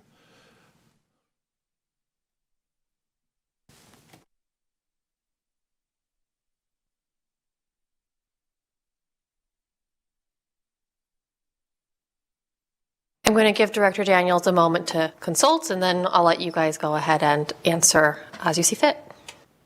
Thank you very much, Madam Chair. I'll go ahead and start off with Overwatch. The Overwatch program is not a program that's designed for police departments. We just saw a program that, for the most part, fits what we're trying to do. Overwatch simply is us utilizing technology to fill in the blanks when we don't have enough staff. So, for example, part of it will be, of course, our camera systems. Part of it will be 2 locations where we have staff, one being a sergeant or a lieutenant, and the other being an IG person who watches all the cameras throughout the state. When there's an issue in any of the units on any of the cameras, we can tell by decibel level, which will alert us that something's going on, and then we can focus in on that arena. The second thing is the person, the sergeant or so, can help direct activity. Lieutenant, here's what happened. Before you got there, this individual stabbed this individual. They're inside of the cell. They've got a weapon up under the garbage can by the ice machine. So they're about helping to manage it. Also, multiple people involved. We have so few people that can respond to an emergent situation. We need someone to actually be able to see and direct live time, while that investigative person can roll it back a minute or so and figure out what happened. And we use a coordinated effort just like you would have an individual at that facility. So we'll have rules that will alert us to sound and or speed of an incident, depending on the location. But it's not just the camera systems, it's many things more. It's the inmates wearing RFID bands, and we have sensors around the facilities that tell us exactly where the inmate last was and which way they're moving. We can use that to determine, for instance, if we can't find him, has he escaped? Did he not report to something? Is he missing? Also at night, so for instance, let's say we potentially have an escape, we can't locate an individual. We're going to have to go up on the rooftops. Well, we don't have enough staff to send two at every rooftop, and you need to have two staff members go up because if one's assaulted, fine. So we use other integrated technology. That would be UAV, unmanned aerial vehicles, or better known as drone. Yes. To save time. So have you done an RFI? We've priced all of the individual components, and we've actually started to purchase the things that we need to purchase that we don't have to have special permission. And we purchased this, but if you're asking me specifically what we presented, we have to go through a process, and that process has to go through our persons in the GFO. We don't make the final decision as to the big programs. We ask for it. They decide if they want to pursue it and move it through over to the legislature. So what I'm telling you is I don't know if I necessarily can say very specifically this was approved, but the information and the costs have been presented and moved up the chain. So you do have the cost, which is what my fellow assembly person, Summers Armstrong, was asking about. But I'm getting back to, so you're already buying technology for a program that when you try to bring it all together may or may not bridge together. So there has been no request put out to the various technology companies throughout the country for a request for information on what your needs are and how they can be fulfilled, which would also give you a summary cost. So you're trying to build a customized system instead of an off-the-shelf system. Is that correct? Am I understanding that correctly? I would say no, but let me tell you what the modification is. Some of the items that we need, we can purchase without any special request. There's multiple components to it. Some of it's cameras, some of it's UAVs, some of it's RFID, some of it's facial recognition, and it depending upon there's some of it we can buy ourselves. But what we've done is we've gone to various locations and have had vendors come out and demonstrate their product. And based on those demonstrations, we determine if it fits our needs or not. We've gone through multiple demonstrations through multiple companies, and we're doing our due diligence and just seeing if they have what we need and if it will work for us. We also have to ensure that it's replicable because it's a statewide initiative at multiple locations, our primary 7 facilities and our 10 other facilities. We also have to have that communication piece to where we can see throughout the state from 2 stationary positions. So there's many layers to it. Not all of the facilities need everything, but yes, we've had the vendors come out. They've given their demonstrations. There's been some things that we like and not, but we've also put together a package and submitted it forward that has the overall cost of the individual components, and we've submitted it forward. And I don't want to speak for the people that review and make decisions as to whether or not it will be approved. Have you worked with EATS on your development, on this technology development, that you're apparently building block by block, not knowing what the total design is what I'm hearing. And I apologize, Director, but that is what I'm constantly hearing from you, is that you don't know what it'll finally look like, but you're going to buy this piece, and then you're going to buy this piece, then you're going to buy that piece, and hopefully at the end of the day, all the blocks will come together and you'll have a beautiful building without the design, without the architecture laid out ahead of time. And you don't have to answer that. That's just a statement from me.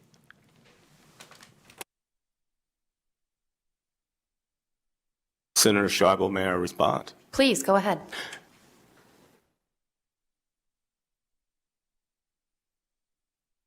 So we've made the request through the CIP process. That is somewhat time consuming, but we're also aware of the individual components in terms of what we need. All of this is 100% about staff safety. We want a comprehensive program and process. However, we will take what we can get primarily because our staff need help. They're out there. They're outnumbered. We need to do anything and everything we can to improve their ability to stay safe.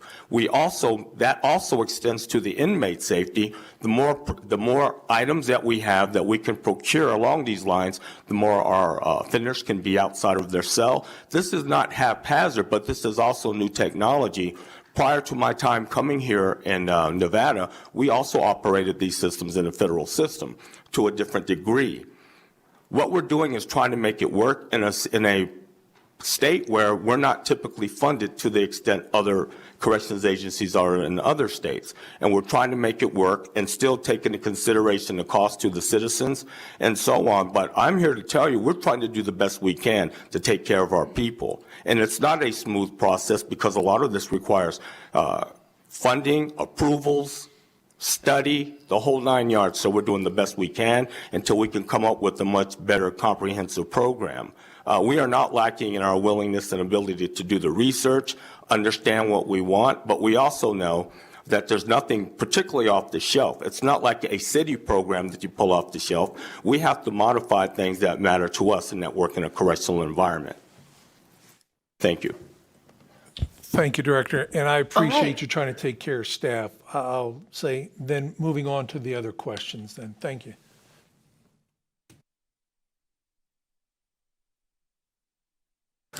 I'm sorry, Assemblymember O'Neill, did we get to all of your questions? No, Chair. Oh. Did you want me to repeat them? All right, it looks like Director Gitter is ready to answer at least one of them. Go ahead. Oh. Regarding the question about the serious versus non-serious injuries and use of force incidents, I guess I'll take two of them. I'll take them separately. Okay, so every use of force incident that occurs in our department is entered into our notice computer system.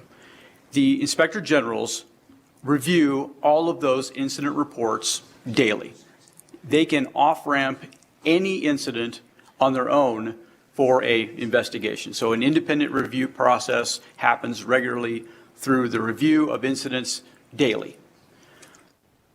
At the institutional level, every incident is reviewed through the chain of command when they happen. If any member of the chain of command in that review process feels that an incident is either unnecessary or excessive, then per Administrative Regulation 405.12, they physically click a button and refer that and flag it to the IG to bring it to their attention quickly that this one appears suspicious and may need a review.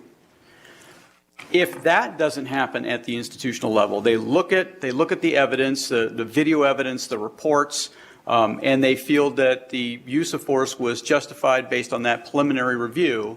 They don't refer it, but they do a review of that, a formal review process of that incident anyway. If at any time during that review process that happens within 20 days, they find evidence to suggest that it was either unnecessary or excessive, they stop, they refer to the IG and off-ramp it again for an independent review. So there's three ways that a use of force could be sent, or will be. First way, by the IR process, the incident review process, just entering into notice, gets screened by the Inspector General's office routinely, and they can do an investigation at any time. Then the chain of command reviews it initially. They could off-ramp it And if they don't off-ramp it to the IG, refer to the IG, then it goes for a use of force review at the local, at that institution. Regarding regarding serious versus non-serious injuries. So the definitions are part of the ACA definitions, American Correctional Association definitions. And we use their definitions in our database so that we can compare our statistics with other states and nationally for trend analysis. If an incident happens, a fight between two inmates with no serious injuries, then that gets coded and grouped together at a lower incidence rate, a less risky incident, than an incident that caused serious injury. Serious injury is defined in our administrative regulation 405, and it boils down to if you get bumps, bruises, and scratches, you may get stitches. That is not definition of serious injury. But if you break a bone, cause a head injury that causes a concussion, that is a serious injury. That definition is not so set in stone that you don't have to reach out to medical for a decision, because we're not, those guys. And we consult with medical when it isn't clear. So that's serious versus non-serious injury. We talked about the use of force incidents review, local versus the IG. IG's always got overwatch on that, but we can review them separately. And we do if we don't believe it's excessive or unnecessary, we do the reviews at the local institutions anyway, and that can be off-ramped for independent review. And I believe the last question was job opportunities at Silver State, and I'll have to defer to Deputy Director Coinga for that one. That was actually job opportunities outside of Silver State. So the person's in custody in the facility does not attain a job in Silver State, or their positions are all full. So what other opportunities, job learning to get some skills while they're awaiting maybe a position at Silver State? Thank you for that clarification. I'd like to defer this to Deputy Director Williams, in charge of programs. Deputy Director Williams here for the record. So I want to make sure I understand you, Assemblyman. If they're waiting for a position within PI, what are they allowed to do while they're waiting for that position? Yeah, Silver State, correct? I know, only has an X number of positions. Isn't that correct? In other words, you couldn't send 1,000 inmates over there tomorrow and they'd all have jobs. There's only a set number of jobs, correct? So I got you, sir. While I'm waiting to possibly get an opening at Silver State, and I'm sitting at one of the facilities, but I want to learn a job skill. Maybe I'm only a 3-year offender, a 3-year hitch on me, and I want to get some job skills, so I don't want to come back. I really don't. So what job skills can I learn while I'm waiting? I'm with you, sir. At several of our facilities, we have what we call vocational services through the school district that they offer. For example, an inmate at High Desert State Prison, they have culinary arts classes, they have welding, they have auto mechanic, they have HVAC. So there's a number of different jobs that the offender can participate in, or programs that they can participate in. We also have Building and Trades, our MC3 program, which is an apprenticeship program at some of our facilities, which we're getting ready to get started at Women's as well, that teaches them the skills that they need. And while they're waiting to get in PI, they can learn those skills while earning credits and a certificate in our vocational programs, as well as our maintenance department and culinary arts, our culinary area as well, to get the skills they need, and then they can leave those positions or get their certificates in those positions and then move on to PI, depending on what it is in PI. For example, at Southern Desert Correctional Center, as well as NNCC, I know they have an ASE program. The ASE program is actually at NNCC, and we also had a automotive program at High Desert. So they could be doing those programs and then get into PI. And at Southern Desert, PI has the automotive program, the auto body shop, carpentry shop, glass, and things of that nature as well. So while they're waiting to get into those PI programs, there are opportunities for them to gain certificates and knowledge prior to going into PI. Excellent. That's just what I wanted to hear. Thank you very much for that information. I truly do appreciate it. And then, Chair, the only other questions I had were the full funding for the correctional officers, what that would cost the state, and then also the differences in, the one example was in a barber at the various facilities gets time credit or earns $5 or earns $10. I'm just curious why the facility changes for what the occupation would earn.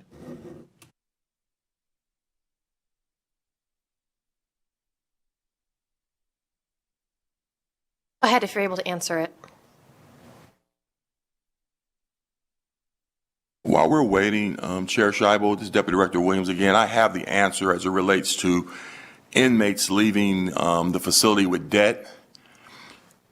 It's in one of our it's in our administrative regulation, and if I could just read it to you, because it also cites statute. If an inmate owes the department charges debts after release, the following procedures will be performed by the inmate service banking crew to contact the inmate to collect the money owed. Number one, the ISBS will send a letter to the forwarding address provided by the inmate advising of the amount due and payable in full immediately. If not paid immediately and the amount owed is considered uncollectible by the department, we will then report the inmate information and the amount owed to the state controller's office, who may send the information to a contracted collection agency in accordance with NRS Chapter 353C. So I hope that answers the questions that was out there for you, ma'am. And it does. Thank you. Obviously, we need to change some things. I appreciate it. Madam Chair, if I may speak, I'm Kimberly Smith, Chief of Human Resources. I believe Assemblyman O'Neill had a question regarding vacancy rates, and I can actually pull that data for him if he wants me to go back from 2014 to date. Was that it? I need to pull that when I get back to the office, and I can definitely get that to the committee. That's fine. I didn't think you'd have Thank you. But I would like to see that for the committee as a whole. Thank you. Yes, sir. I'll make sure you get that, sir. Thank you.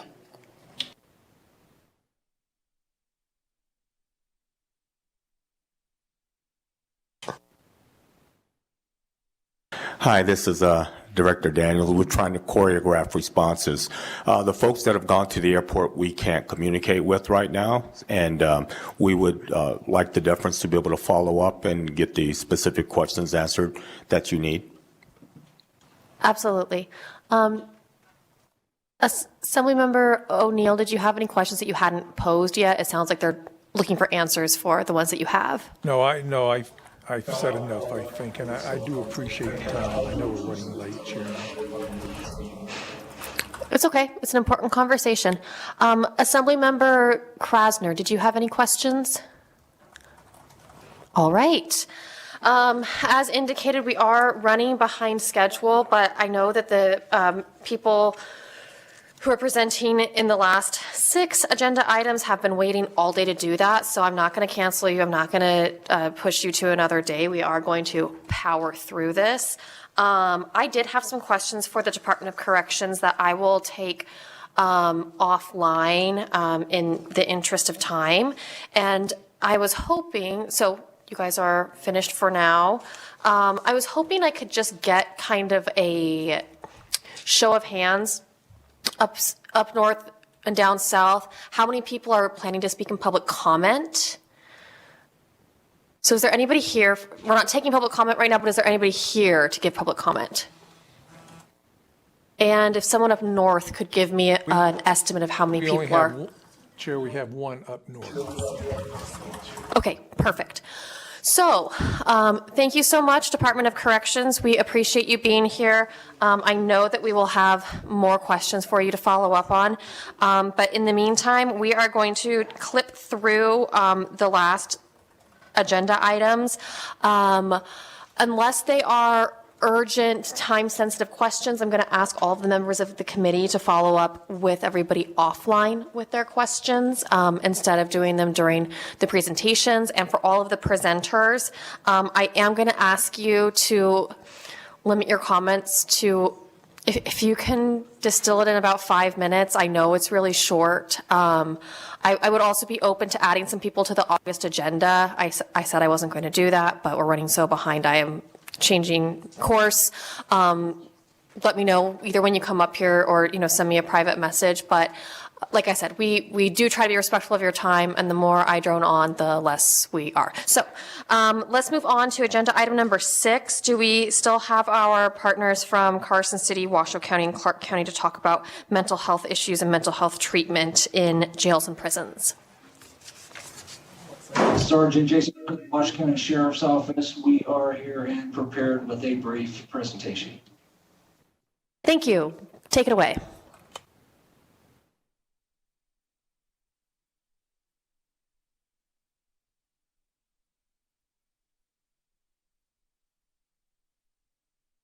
Chair Scheibel and members of the committee, this is Captain Scott Echaboni for the Sheriff's Office here at Washoe County. Just wanted to give a very brief overview of the mental health situation here at the detention facility. By the numbers for fiscal year 2021, we had a total number of bookings of 14,065 with an average daily population of 1,117 inmates. As of June 28th, in preparation for this presentation, we actually for the year have reached a high total of 1,309 inmates. On June 28th, if you guys can see my PowerPoint, we had 1,307 inmates, and year to date for fiscal year 22, we are averaging 1,137 inmates, which is up 120 per day. 164 of those inmates are in our mental health housing units. We have 2 very full units right now. We have an additional 232 inmates that have mental health issues or are on some sort of antipsychotic or psychotropic medication in the general population, for a total of 396 inmates that are deemed mental health. Looking at our total population, that's about 30% of our population currently. We do have daily mental health visits. As of June 28th, we had 227 visits scheduled that had yet to be completed. When you look back just 10 years, in July of 2012, to give you an idea of how much this portion of our population has grown, we had 51 total mental health inmates, and that was facility-wide. So we've had a huge increase in that portion of our population. Go ahead, next slide. As far as mental health services offered, we do have a mental health team comprised of now custody staff, as well as our vendor NAFCare. We have a medical health director, mental health discharge planner, psych nurses. We have LCSWs on staff. And then in addition to that, we have a detention services unit that does a lot as we try to move our population as they look toward release and pair them up with resources as they are discharged from our facility. So there is a synopsis there on my PowerPoint of what each of those positions does. If I could get you to focus just on the last bullet point there, mental health housing unit and programs, which are encourage them to engage in treatment and promote good behavior. We kind of have a step up, step down process, which promotes good behavior. We provide additional privileges. As recently as this week on the 5th and 6th, My News 4, News Channel 4 here in Reno, they came in and they did a 2-part series on what we're trying to do with our mental health program here, encouraging good behavior, allowing inmates to be paired and celled together. And we're finding that by engaging them in things like yoga, morning workouts, games, encouraging them to act in a group setting, they're coming outside their shell a little bit. They're more participatory in their own mental health treatment. They're taking their medications, and that's leading to better behavior, allowing us to go from single-celled inmates to pairing them up, which frees up room for us because we are very overcrowded. In addition, we've paired with a group here locally called The Notables. It's music therapy. We had them come in on a trial basis last year, saw great success with that. They came in once a week for the females, once for the males. We've actually found funding to double that. So they'll be coming in twice a week, but they'll be doing 2 classes each visit. We've also had yoga classes come in and attempt as they're able with certain portions of our mental health population, and we've seen success in that as well. Next slide. Some of the challenges we're facing are long-term management and engagement following release. We're just simply, as other presenters have said, this is a nationwide problem. This is not specific to Washoe County or to the state of Nevada. We just don't have the resources in our community. The resources that we do have are already taxed with people that are out of custody. So as we look to get people out, it's hard to find that pairing, that perfect pairing to give them the stability that we're able to provide here. The lack of inpatient services is extremely difficult to find. Most of our folks will not take advantage of outpatient mental health because they have other issues like homelessness or some other issues going on, substance abuse, where if they can't get stable in a home setting where they have a safe place to go, they're likely not going to get themselves down to treatment, leave treatment with no place to go. So inpatient facilities are very much needed, and we find more success with those when we can find the bed space. I'm going to skip down to the last bullet point on that slide, if I may, just regarding the justice system. Some of the mental health inmates charged with nonviolent misdemeanors to remain in custody pending the outcome of a competency eval, which can extend the amount of time the inmate must remain in custody. For misdemeanor offenses, an incompetent evaluation will result in the charges being dismissed and the inmate being released from custody, which is ideal and by design. If this inmate does not present appropriately for a legal 2000 or refuses to engage in the mental health services or treatment post-release, the individual is released without resources or planning. This can result in a high rate of recidivism. So what we've seen here locally, if you can go to the next slide, just some thoughts. Lakes Crossing is our only state facility we have access to up here. I know that is shared statewide. It is also shared with MOUs in certain parts of California. They're full, they're understaffed. We currently have 27 inmates on our Lakes Crossing waiting list. The young lady who is number 1 on our list, just to give an example of the time frame we're looking at, she was booked in August of 2021. She was court ordered to Lakes Crossing for treatment to competency in January of 22. And as of yesterday, I was still looking and waiting for a bed space at Lakes. So when we're looking at some of their charges, if it's a misdemeanor or gross misdemeanor, while we're waiting for bed space, they would have likely time served if they were just serving time for the charges. So I've been working very closely with our local public defenders, with our local courts, specifically, most recently, Judge Egan Walker of the 2nd Judicial District Court, who is going to take over some of the mental health issues that we're experiencing up here. Again, in collaboration with our public defender, trying to mainstream this process. We've also been collaborating with Lakes Crossing more now than ever. I was recently promoted in October of last year. At that time, there was a lot of finger pointing as to what the problem was or where the problem lied. We can't do that. So we decided enough finger pointing, let's collaborate. Let's try to mainstream this process as best we can. And we've seen some success there. Our list to transfer to Lakes Crossing has been as high as 37 inmates. We have, by collaborating and communicating much better, got it down to 27. But again, when you're looking at our number 1 lady who's next on the list, again, booked in August of 21, court ordered in January, yet here we are in July and she's still in custody. So we're continuing to try to partner with relationships with our local resources. Our detention services unit has partnered with over 65 local partners when it comes to not just mental health or substance abuse issues, but food, emergency services, employment, family services, financial aid, healthcare, and so on, so that we can at least, if someone's getting released, look to pair them up with a discharge planner or pair them up with a commissioned staff member who is trained in this to give them an idea of what they have, to maybe get a jump start on their Social Security benefits or their Medicaid starting out, because as you know, when they're in custody, those benefits stop for them. So we would like them to at least have an appointment so that the day they get out, or at least the next business day, they can get down to those offices, get the credits added to their cards, and at least have a chance so we can help reduce that recidivism. And at this time, that's all I have. I know we're going to pose questions. Please feel free to email either myself, Sergeant Jason Walker, with any questions. We will gladly answer any of them.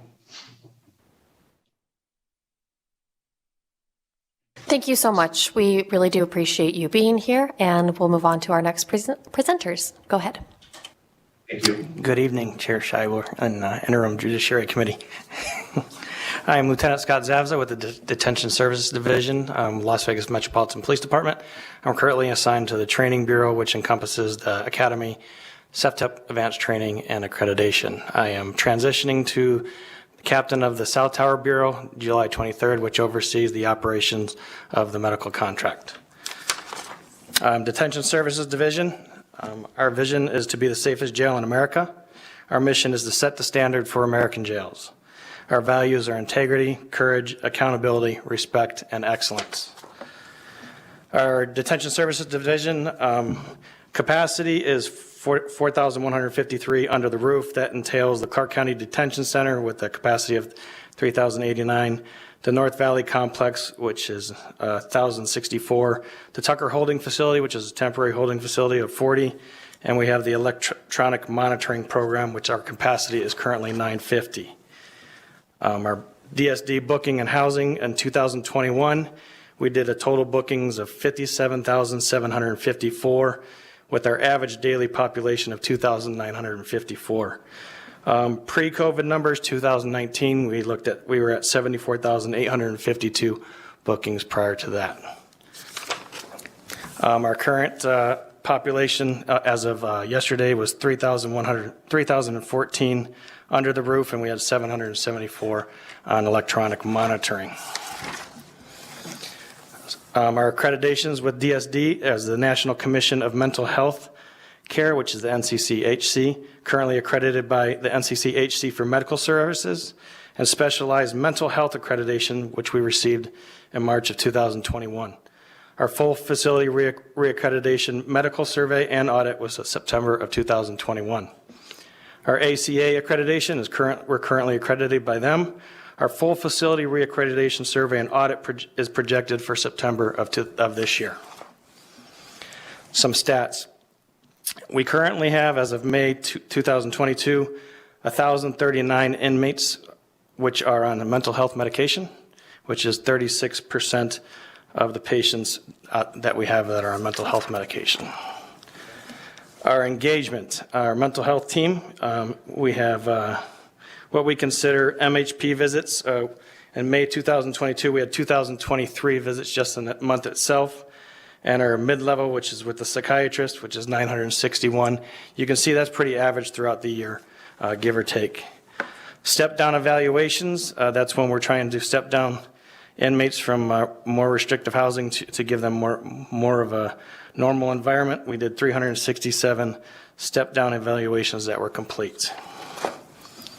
As far as our suicide watch stats, May of 2022, we had 186 inmates placed on suicide watch. As you can see, our suicide attempts throughout the year, we had 2 in October 21, 1 in November 21, and 1 of April and May of 21. We have stats for self-harm without intent to die. Those are inmates that are injuring themselves, and we have to respond to those incidents, but their intention is not to die. Our mental health staffing, the mental health team is comprised of psychiatric registered nurses, mastered level clinicians, a discharge planner, as well as PRN staff. There are 12 RNs and 14 master level clinicians on the team. Psychiatry has 2 full-time psychiatrists and 2 full-time psychiatric nurse practitioners, as well as PRN staff. And we have 24/7 coverage. We have programming inside the units. This is therapeutic and pro-social group settings. And these units are the psych what we consider psych units inside the facility, and that's where we have the programming. And on the slide, we have when we have the programming and how often in the week. Some checks and balances that we do on a routine basis to make sure that we're following our high quality of service that we expect. We have weekly restrictive housing meetings. Those are attended by myself, my administrative lieutenant, psych services, medical, the courts, competency court, and we also include the behavioral health unit from the patrol side. We talk about a lot of the more difficult cases that we're facing inside the jail. We come up with plans of treatment, and that way the operational side and the mental health side can be on the same page, and we can put a unified meshes out to deal with those difficult individuals.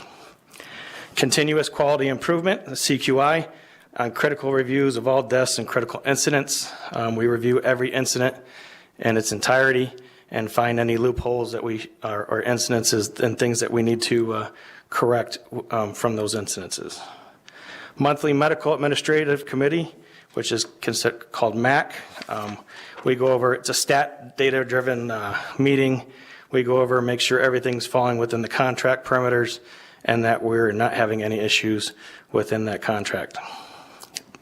So we have intake evaluation and monitoring, which is medical and mental health screenings, alcohol, drug detox, and medication prescribed, enhanced supervision and booking and towers with constant video in high-risk areas, to include a video monitoring officer in those areas, housing, programming, and reentry, classification assignments, programs availability to include group therapy, specialized medical and mental health housing to include step-down programs, and connections with several community providers, crisis intervention training for staff, which we include in our academy setting. They go through that before they graduate the academy, and substantial discharge planning for inmates.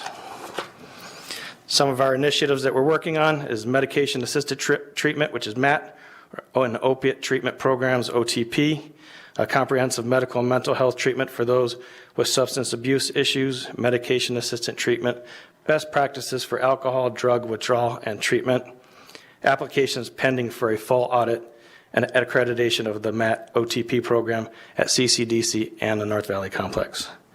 Behavioral health projects, we've already started the Integrate Social Work interns from the University of Nevada, Las Vegas in 2021. We're working towards a UNLV psychiatric fellowship program within CCDC. And what that will do is most fellows, when they do their fellowship within a certain community, tend to provide services within that community after their fellowship is up. So we're looking forward to working with a partnership with Stein and getting that fellowship started. And we expanded our advanced training, reality-based training, to include responding to inmate and crisis scenarios. Some of the challenges, improving, which we've seen this with other facilities already, improving resources and continuation of care from the detention center to our community partners, recruiting and maintaining commissioned personnel, which is a national problem right now with law enforcement in general. Improving innovation and technology. We're always looking to improve in that area with new and improved innovation within our profession. And of course, the lakes crossing transports, as you know, we have to transport them via airplane up north. And then those are usually our more volatile individuals, and that could be a challenge in and of itself, just the transport up north compared to Stein, which we just drive the less volatile individuals there. So I'll be open to any questions. We'll get you my contact information via email and telephone. I'd be happy to answer any questions, and thank you for your time. Thank you. Did we have other presenters under agenda item 6? I think we had some folks in Carson City who are here just to answer questions, and since I have put the kibosh on questions, I wanted to invite them to the table to give just some general remarks if you are still there. Yes, my name is Earl Mays. I'm a captain with the Carson City Sheriff's Office. I do have just a small presentation real quick, no slideshow or anything like that. The Carson City Jail has a maximum capacity of 228 beds. We do not have a designated mental health area inside our jail. Currently, we use our discipline pod to house our mentally ill. This is for the male and female inmates. Our current population is roughly 186 people. Our male discipline pod holds 24 inmates utilizing 12 cells. The majority of our severe mental health inmates cannot be housed with other inmates. This poses a problem with our housing, as the mentally ill inmate will take up a single cell. Currently, we have 6 inmates that are in mental health issues that cannot be housed with other inmates, and that is now currently our half of our pod. This is problematic because if we have other issues within our facility, we cannot use our discipline pod because they are housed with mentally ill patients. Issues that arise with our mentally ill is the time it takes for them to leave our facility and go to Lakes Crossing, just like the other agencies. Currently, we have one inmate that's been in our custody for over a year, and he's still waiting to go to Lakes Crossing. The longest time we've had is 1 year and 8 months. The Carson City Jail contract services with Dr. Joe McAllister for our mental health services inside our jail, and I refer to him for further.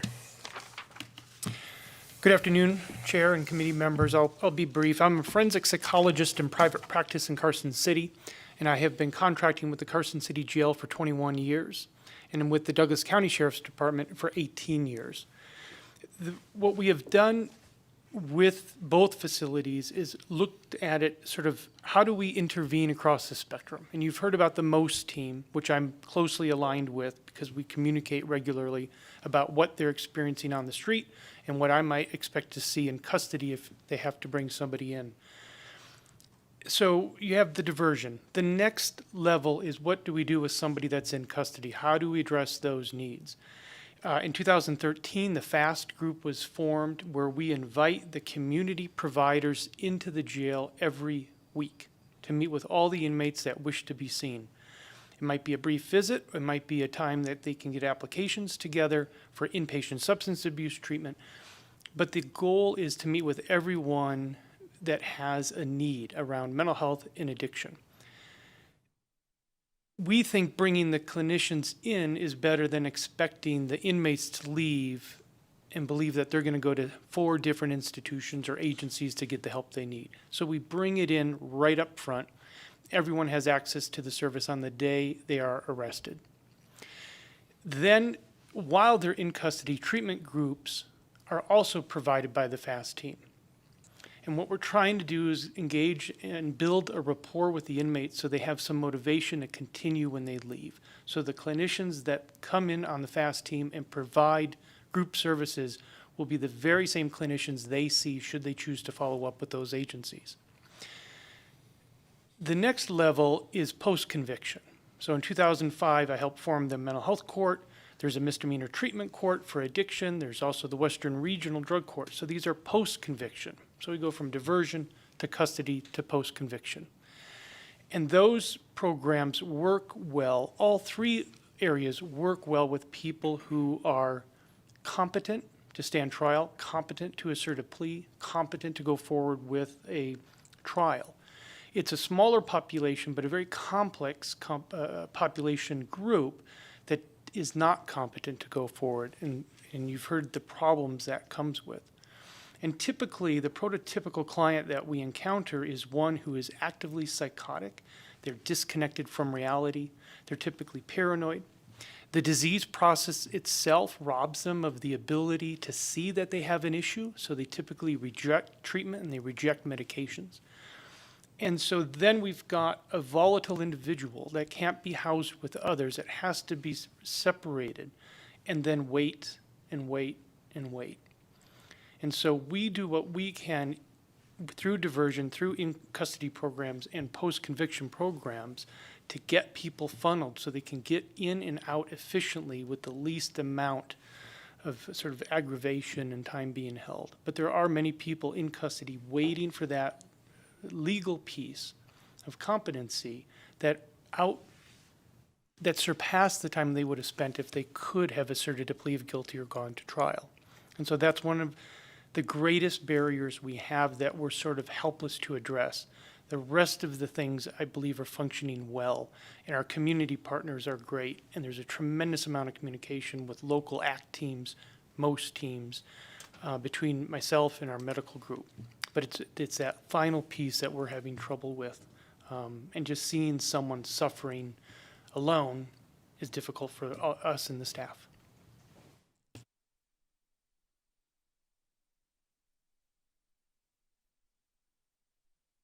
Thank you so much. Did we have anybody else in Carson City to present? I apologize. Sometimes I can't totally tell from up here what's going on up there. All right. Well, thank you so much for that information. And I think that members of the committee will be following up with you offline with any questions that we have. Excuse me. I think that takes us to agenda item number 7. We're going to hear from the LCB Audit Division about the audit that was provided as one of our exhibits today. And I will let you take it away whenever you're ready. Thank you, Chair, members of the Judiciary. For the record, my name is Dan Crossman, Legislative Auditor. We appreciate the opportunity to present today a summary of our most recent audit of the Department of Corrections. One thing I just wanted to put on the record is we do appreciate Director Daniels and his team for their cooperation and collaboration throughout the audit process. It was definitely a difficult time. And we recognize that when we enter into an audit, we're asking an agency to add one more thing to their already full plate. And however, we do know that our work is really important. And so we do appreciate when the agencies are cooperative and assist us in our work and provide the information we need. I'm joined today by Mr. Eugene Alera, an audit supervisor, who will provide an extremely abbreviated summary of the results of our audit. A copy of the report is included in the meeting packet today under agenda item 7A. With your permission, Chair, I turn the presentation over to Mr. Alera. Absolutely. Go ahead. Yes, thank you, Dan. Good evening, Chair Scheibel and committee members. For the record, my name is Eugene Alera, and I'm an audit supervisor with the Audit Division. As Dan said, I'm here today to present the performance audit titled Department of Corrections Use of Force. Chapter 1 of our report summarizes our review of the department's practices, processes, inmate allegations of excessive use of force through the grievance process, management review of use of force incidents, and our analysis of 100 use of force incidents. Our testing revealed inmate grievances alleging excessive use of force were not always reviewed or addressed timely. Inmates must use the grievance process to address any tort or civil claim related to their confinement. Grievances are the first step in the legal process for the inmates. We tested 20 use of force grievances from a population of 83 and found 13 had no evidence of review by the Inspector General's office as required by department regulation. The remaining 7 grievances reviewed were untimely, an average of 164 days. 3 inmates had been paroled without having their grievances reviewed. We also assessed the department's process for reviewing use of force incidents by convening use of force review panels. The purpose of the panel was to determine if the use of force was justified and consistent with department policies, procedures, and training. Our testing revealed the department did not conduct a review panel for 9 of 25 use of force incidents tested. Additionally, for 10 incidents, the department did not complete the review timely. Chapter 2 of our report discusses use of prospective officers and various other administrative functions related to use of force. For purposes of our report, we define prospective officers as those employed with the department prior to completing Peace Officer Academy training. We found prospective officers worked in the department's facilities without proper training or supervision. 4 of 20 prospective officers tested were assigned to work posts alone.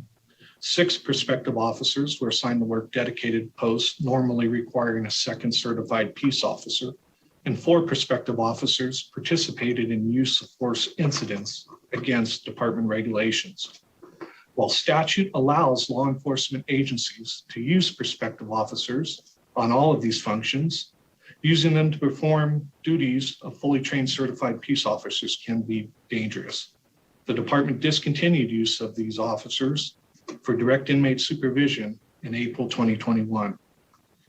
Regarding the administration of peace officer training, we found the department training was not adequately tracked. Furthermore, the department has not developed standardized restraint chair training. We reviewed the files of 104 officers and found no documentation of pregnant inmate restraint training for 9 officers and staff. Additionally, 6 officers were issued tasers, 1 officer fired a blank shotgun round, and 2 officers used a restraint chair with no evidence their training was up to date. NAC 289 prohibits officers from using weapons unless their training is current. Our evaluation of the department's weapons management practice revealed improvements are needed. Specifically, the department's authorized weapons list was not up to date and contained some obsolete weapons. We found 212 of 744 weapons located in the institution's armories were unauthorized and or obsolete. An authorized weapons list is needed to ensure weapons reliability and quality, proper training, and for weapons tracking. The department's administrative regulations were also found to be out of date during the audit. Specifically, the department uses the restraint chair at all major institutions, but has not adopted an administrative regulation governing its use. Additionally, administrative regulations have not been updated for recent legislative changes related to law enforcement practices and peace officer drug testing. Chapters 3 and 4 of the report disclose our findings regarding the reliability of the department's use of force and the department's body camera program. We noted that the department's use of force data was not accurate, complete, or reliable. Errors within the data caused the department's primary statistical report to understate the number of use of force incidents by as much as 26% during calendar years 2019 to 2021. Regarding the body camera program, we noted the department spent about $192,000 on 71 body cameras, supporting hardware and licensing fees, but never implemented the program. An additional $26,500 will be incurred annually for licensing fees unless the program is terminated. Our report included 16 recommendations to improve the department's processes over use of force reporting and related activities. The department accepted all of our recommendations. They filed a corrective action plan with us in June detailing actions taken and plans to implement the recommendation. Statute also requires the Division of Internal Audits to review the implementation status of these recommendations. Their report will be completed in mid-December 2022. This concludes my presentation. Please reach out to our office if you would like to discuss the report further or have any questions. Thank you.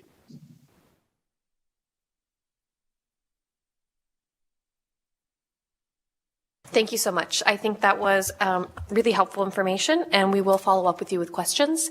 And I think that, if I'm reading this right, takes us to part B of our review of, yes, right? Part B of our review of audits. And do we have Mr. Lohman with us? Good afternoon, Chair, members of the committee. Thank you for inviting us to appear before the Joint Committee to present DIA Audit 2205 that focused on the Department of Corrections and its fiscal processes. For the record, I'm Warren Lohman, Administrator of the Division of Internal Audits in the Governor's Finance Office, and I'll briefly highlight the audit's findings and recommendations. The audit's overall message is that improved oversight of fiscal management and accounting practices will increase transparency and achieve more efficient and effective operations. We made 4 recommendations for NDOC to improve oversight. First, the audit recommends NDOC develop offender store fund markup limits and incorporate methodology into legislatively approved regulations adopted through the public rulemaking process. Let me point out that the final copy of the audit report the committee received and is posted on the Executive Branch Audit Committee website includes minor edits to correct against misinterpretations related to this recommendation. The edits clarify that the offender store does not sell items that should be considered necessities. The department provides no-charge rations of basic hygiene supplies, clothing, and meals. Offender store items are purchased by offenders who can afford to buy substitute basic ration items or other food, clothing, and electronics they may prefer. The The final version of the audit report also clarified that the markup on items sold in the offender store was a component of the regulatory requirement to determine criteria for a reasonable deduction for money credited to the offender store fund to repay or defray costs that are identified in NRS 209.221. NRS 233B.039 of the Nevada Administrative Procedure Act exempts the Department of Corrections from the public rulemaking process, except as provided in NRS 209.221, the Offender Store Fund, and NRS 209.2473, regulations regarding deductions. While the department has an internal administrative regulation that addresses the Offender Store Fund, formal regulations adopted by the legislature through the public process are necessary to comply with statute. The audit's second recommendation was to increase oversight of the prisoner's personal property fund by adopting regulations through the public process of the Administrative Procedure Act for deductions from offender accounts. Moreover, the audit noted the director needs to determine reasonable medical copay fees and assessment rates charged to offenders. Offenders owe over $10 million in debt to NDOC for costs related to services and supplies that must be repaid even following release from incarceration. These charges include medical copays and assessment rates determined at the discretion of the director. During the 2021 session, the legislature capped Marcy's Law and other assessments in NRS 209.247 at 25% of deposits made by friends and family and 50% of wages for each pay period. The provisions were effective July 1, 2021. However, regulations for implementing the provisions have not yet been adopted when the audit report was issued in February 2022. The third recommendation was to improve administrative accountability to reduce use of state resources. Two previous DIA audits found NDOC incurred excessive overtime and standby pay due to inadequate oversight of personnel and payroll practices. NDOC had not yet implemented the audit recommendations to improve the oversight of overtime. In addition, NDOC inappropriately assigned state-owned vehicles to staff regardless of need or actual use and inaccurately reports vehicle use. Vehicle use for 61% of employees assigned a vehicle did not meet the state's minimum usage requirements prescribed in the state administrative manual. The fourth recommendation was to improve oversight over weapons purchases by ensuring purchases are not classified as inmate-driven costs and are accounted for at facilities where the weapons will be used. The audit found 40% of weapons purchases were charged to inmate-driven accounts and to inmate transportation. In addition, NDOC charged weapons purchases to the director's office that were designated for use at other facilities and locations.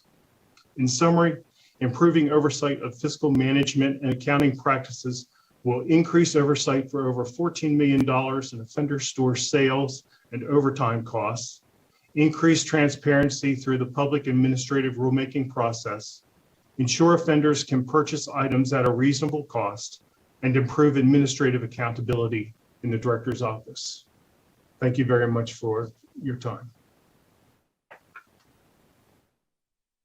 Thank you so much. I have been reviewing that audit, and it is really interesting. And so I wish we had time to go through some questions today, but alas, we are already past the time I promised to be out of here. So we really do appreciate you being here. We may follow up with you offline. And I think that takes us to our next item on the agenda, item number 8, an update from the Records and Communications Compliance Division of DPS. Go ahead whenever you're ready. Thank you. Good afternoon, Chair Scheibel and members of the committee. My name is Erica Suziyamas, and I'm the Division Administrator for the Records, Communications, and Compliance Division within the Department of Public Safety, State Police. I'm here today to give you an update on my division's progress with the implementation of Senate Bill 212, I was also going to provide an update on our implementation efforts of AB 291 from the 2019 session, Senate Bill 6, Senate Bill 7, and Senate Bill 147 from the 2021 session, as well as an update on our NCGIS modernization efforts. But given our time constraints this afternoon, I'll keep it narrowed down to Senate Bill 212. So Section 3.3 of Senate Bill 212 requires law enforcement agencies to submit the use of force data to the Central Repository on a monthly basis, and also requires them to participate in the FBI's National Use of Force data collection. Additionally, the repository is responsible for making the data available on our public website. This section of the bill becomes effective on the date that the department determines there's sufficient funding to carry out the provisions of this section. The repository currently has a vendor that provides the state with a uniform crime reporting program that provides crime statistics as required by NRS 179A. And consistent with current practices, we'll be adding the use of force module to the current data collection system, since all of the law enforcement agencies in the state that are responsible for reporting the data already have access to that system. The repository has been unsuccessful so far in locating federal grant money for this effort. Therefore, we do have plans to approach the Interim Finance Committee in August to request the necessary funding for the effort. Furthermore, we expect to go to the October Board of Examiners with the contract amendment with the current vendor to add the use of force module to the reporting system. Once the funding and contract is approved, we will immediately begin working with the vendor to implement. It's a pretty straightforward module in the system, but will require a bit of customization to meet the requirements of Senate Bill 212. That's pretty much all I have. Glad to answer any questions anybody might have. That was very impressive, and we very much appreciate it. All right. Is Ms. Gonzalez still here from the Department of Sentencing Policy? I know that we had reached out to her about rescheduling for August. Okay. It looks like we are going to reschedule their presentation for August. Which brings us, we've already done agenda item number 10, so we're going to move to agenda item number 11. I know that the ACLU has also graciously agreed to come back and present to us in August, but I wasn't sure about Mass Liberation Project, if you guys were together or if there was someone here separately from Mass Liberation.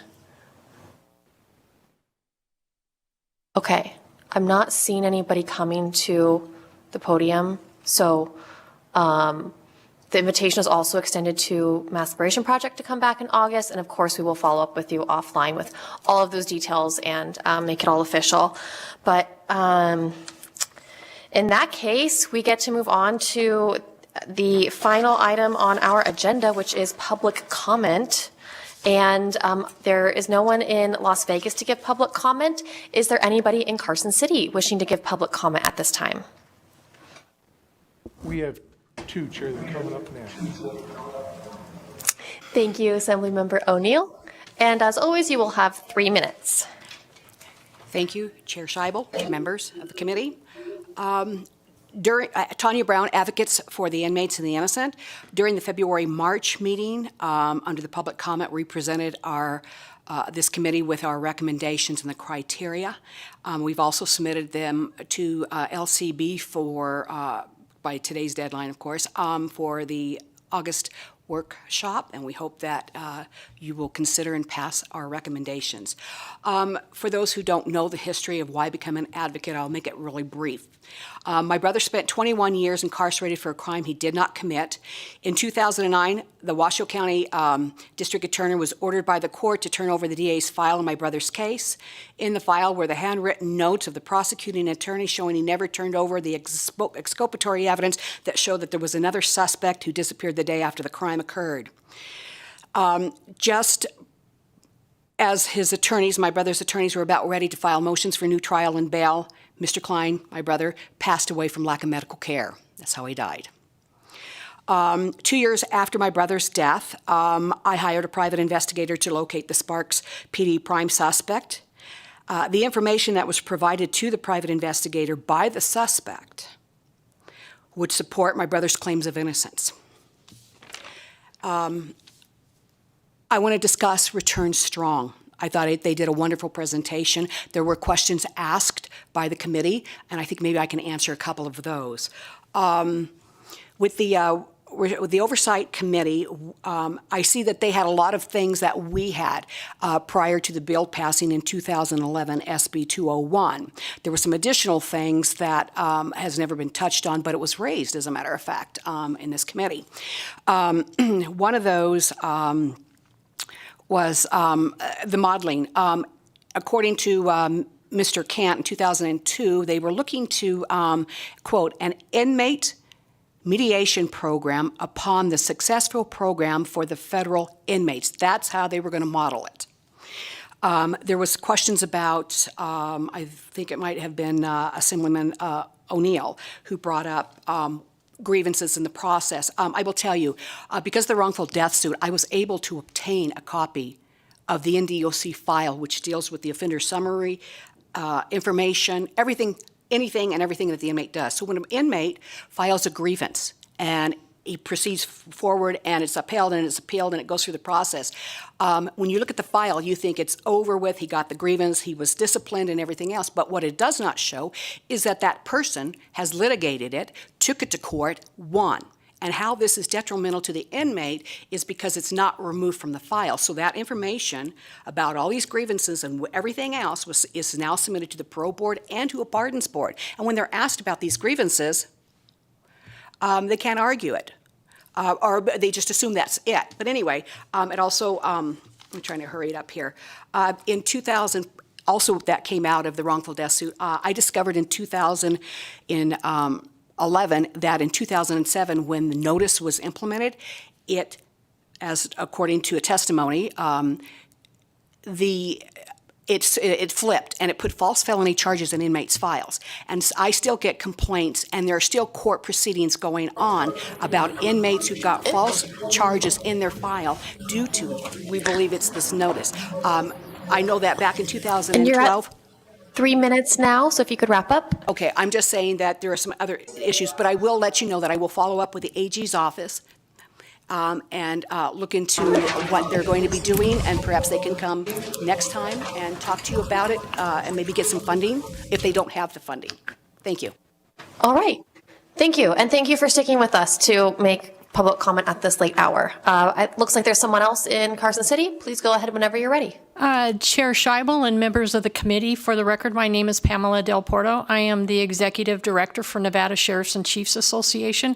I'm going to keep it to 1 minute or less, and I would just request that additional information be obtained from the rural, I don't like that word, but the outlying counties in regards to their jails and the mental health. They need some help, and they would request long-term housing, and they'll be more than happy to collaborate with any process and procedure to get the assistance that they need.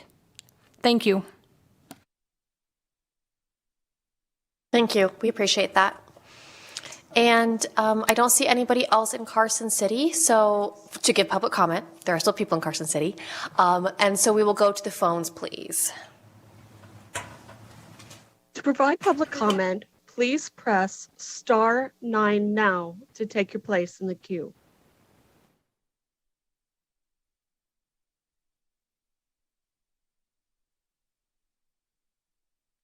Once again, if you wish to provide public comment, please press *9 now to take your place in the queue.